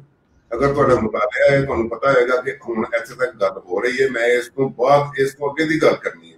ਅੱਗੇ ਦੀ ਗੱਲ ਕਰਨ ਵਾਸਤੇ ਜਿਹੜੀ ਹੋ ਚੁੱਕੀ ਹੈ ਉਹਦੇ ਵਾਸਤੇ ਮੁਤਾਲਿਆ, ਉਹਦੇ ਵਾਸਤੇ ਕਿਤਾਬ ਪੜ੍ਹਨਾ ਬਹੁਤ ਜ਼ਰੂਰੀ ਹੈ। ਮੈਂ ਇਹਦੇ ਤੇ ਆਪਣੀ ਗੱਲ ਵਾਹ ਵਾਹ, ਬਹੁਤ ਸੋਹਣੀ ਫਰਾਦ ਬਾਈ ਨੇ ਗੱਲ ਕੀਤੀ। ਜੋ ਸੂਫੀਆਂ ਨੂੰ ਪੜਾਂਗੇ ਸਾਨੂੰ ਵੀ ਪਤਾ ਲੱਗੇਗਾ ਕਿ ਜਿਹੜਾ ਸਕ੍ਰਿਪਟ ਸਾਨੂੰ ਲੱਗਦਾ ਹੈ ਕਿ ਉਹ ਸਕ੍ਰਿਪਟ ਪੂਰਾ ਨਹੀਂ, ਤੇ ਅਗਰ ਸੂਫੀ ਨੇ ਪੂਰੀ ਗੱਲ ਉਸ ਸਕ੍ਰਿਪਟ 'ਚ ਕਰ ਲਈਏ ਤੇ ਅਸੀਂ ਕਿਹੜੀ ਗੱਲ ਸਾਡੀ ਰਹਿ ਜਾਏਗੀ ਜਿਹੜੀ ਅਸੀਂ ਸ਼ਾਹਮੁਖੀ ਸਕ੍ਰਿਪਟ 'ਚ ਨਹੀਂ ਕਰ ਸਕਦੇ। ਤੇ ਜਦੋਂ ਕਿ ਬਾਬਾ ਫਰੀਦ ਆਪਣੀ ਗੱਲ ਸਮਝਾ ਗਏ ਔਰ ਬਾਕੀ ਸਾਰੇ ਸੂਫੀ ਸ਼ਾਇਰ, ਤੇ ਸਾਨੂੰ ਸਭ ਨੂੰ ਪੜ੍ਹਨਾ ਚਾਹੀਦਾ ਹੈ।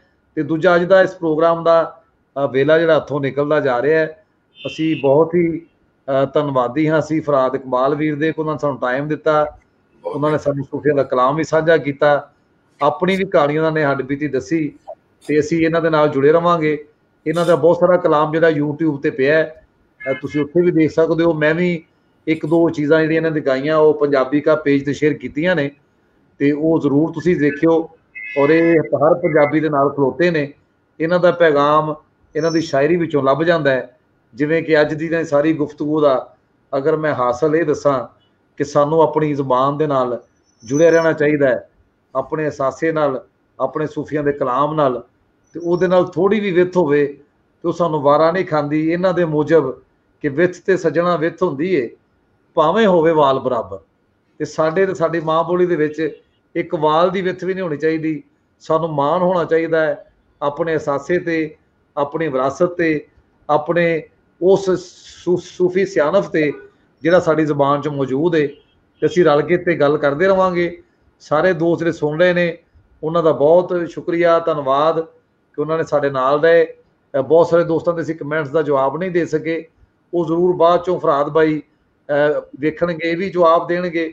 ਮੈਂ ਵੀ ਫਰਦਨ ਤੁਹਾਡਾ ਸ਼ੁਕਰੀਆ ਅਦਾ ਕਰਾਂਗਾ, ਧੰਨਵਾਦੀ ਹਾਂ ਕਿ ਤੁਸੀਂ ਸਾਡੇ ਇਸ ਕੰਮ ਨੂੰ ਸਰਾਹ ਰਹੇ ਹੋ। ਤੇ ਤੁਸੀਂ ਰਾਮ ਸਰੂਪ ਅਨਖੀ ਸਾਧ ਸਭਾ ਤੇ ਪੰਜਾਬੀ ਕਾ ਅਕੈਡਮੀ ਦੇ ਰਲਵੇਂ ਮੰਚ ਤੇ ਸਾਨੂੰ ਦੋਵਾਂ ਅਦਾਰਿਆਂ ਨੂੰ ਇਜਾਜ਼ਤ ਦਿਓ, ਆਪਣੇ ਮਹਿਮਾਨ ਆਜ਼ਮ ਮਲਕ ਨੂੰ, ਤੇ ਅਸੀਂ ਛੇਤੀ ਅਗਲੇ ਪ੍ਰੋਗਰਾਮ 'ਚ ਤੁਹਾਡੇ ਨਾਲ ਹਾਜ਼ਰ ਹੋਵਾਂਗੇ। ਬਹੁਤ ਸ਼ੁਕਰੀਆ ਫਰਾਦ ਇਕਬਾਲ ਜੀ, ਔਰ ਬਹੁਤ ਹੀ ਮਿਹਰਬਾਨੀ ਤੁਹਾਡੀ, ਔਰ ਬਾਕੀ ਸੁਣਨ ਵਾਲਿਆਂ ਦਾ ਵੀ ਸ਼ੁਕਰੀਆ। ਅੱਲਾ ਬੇਲੀ।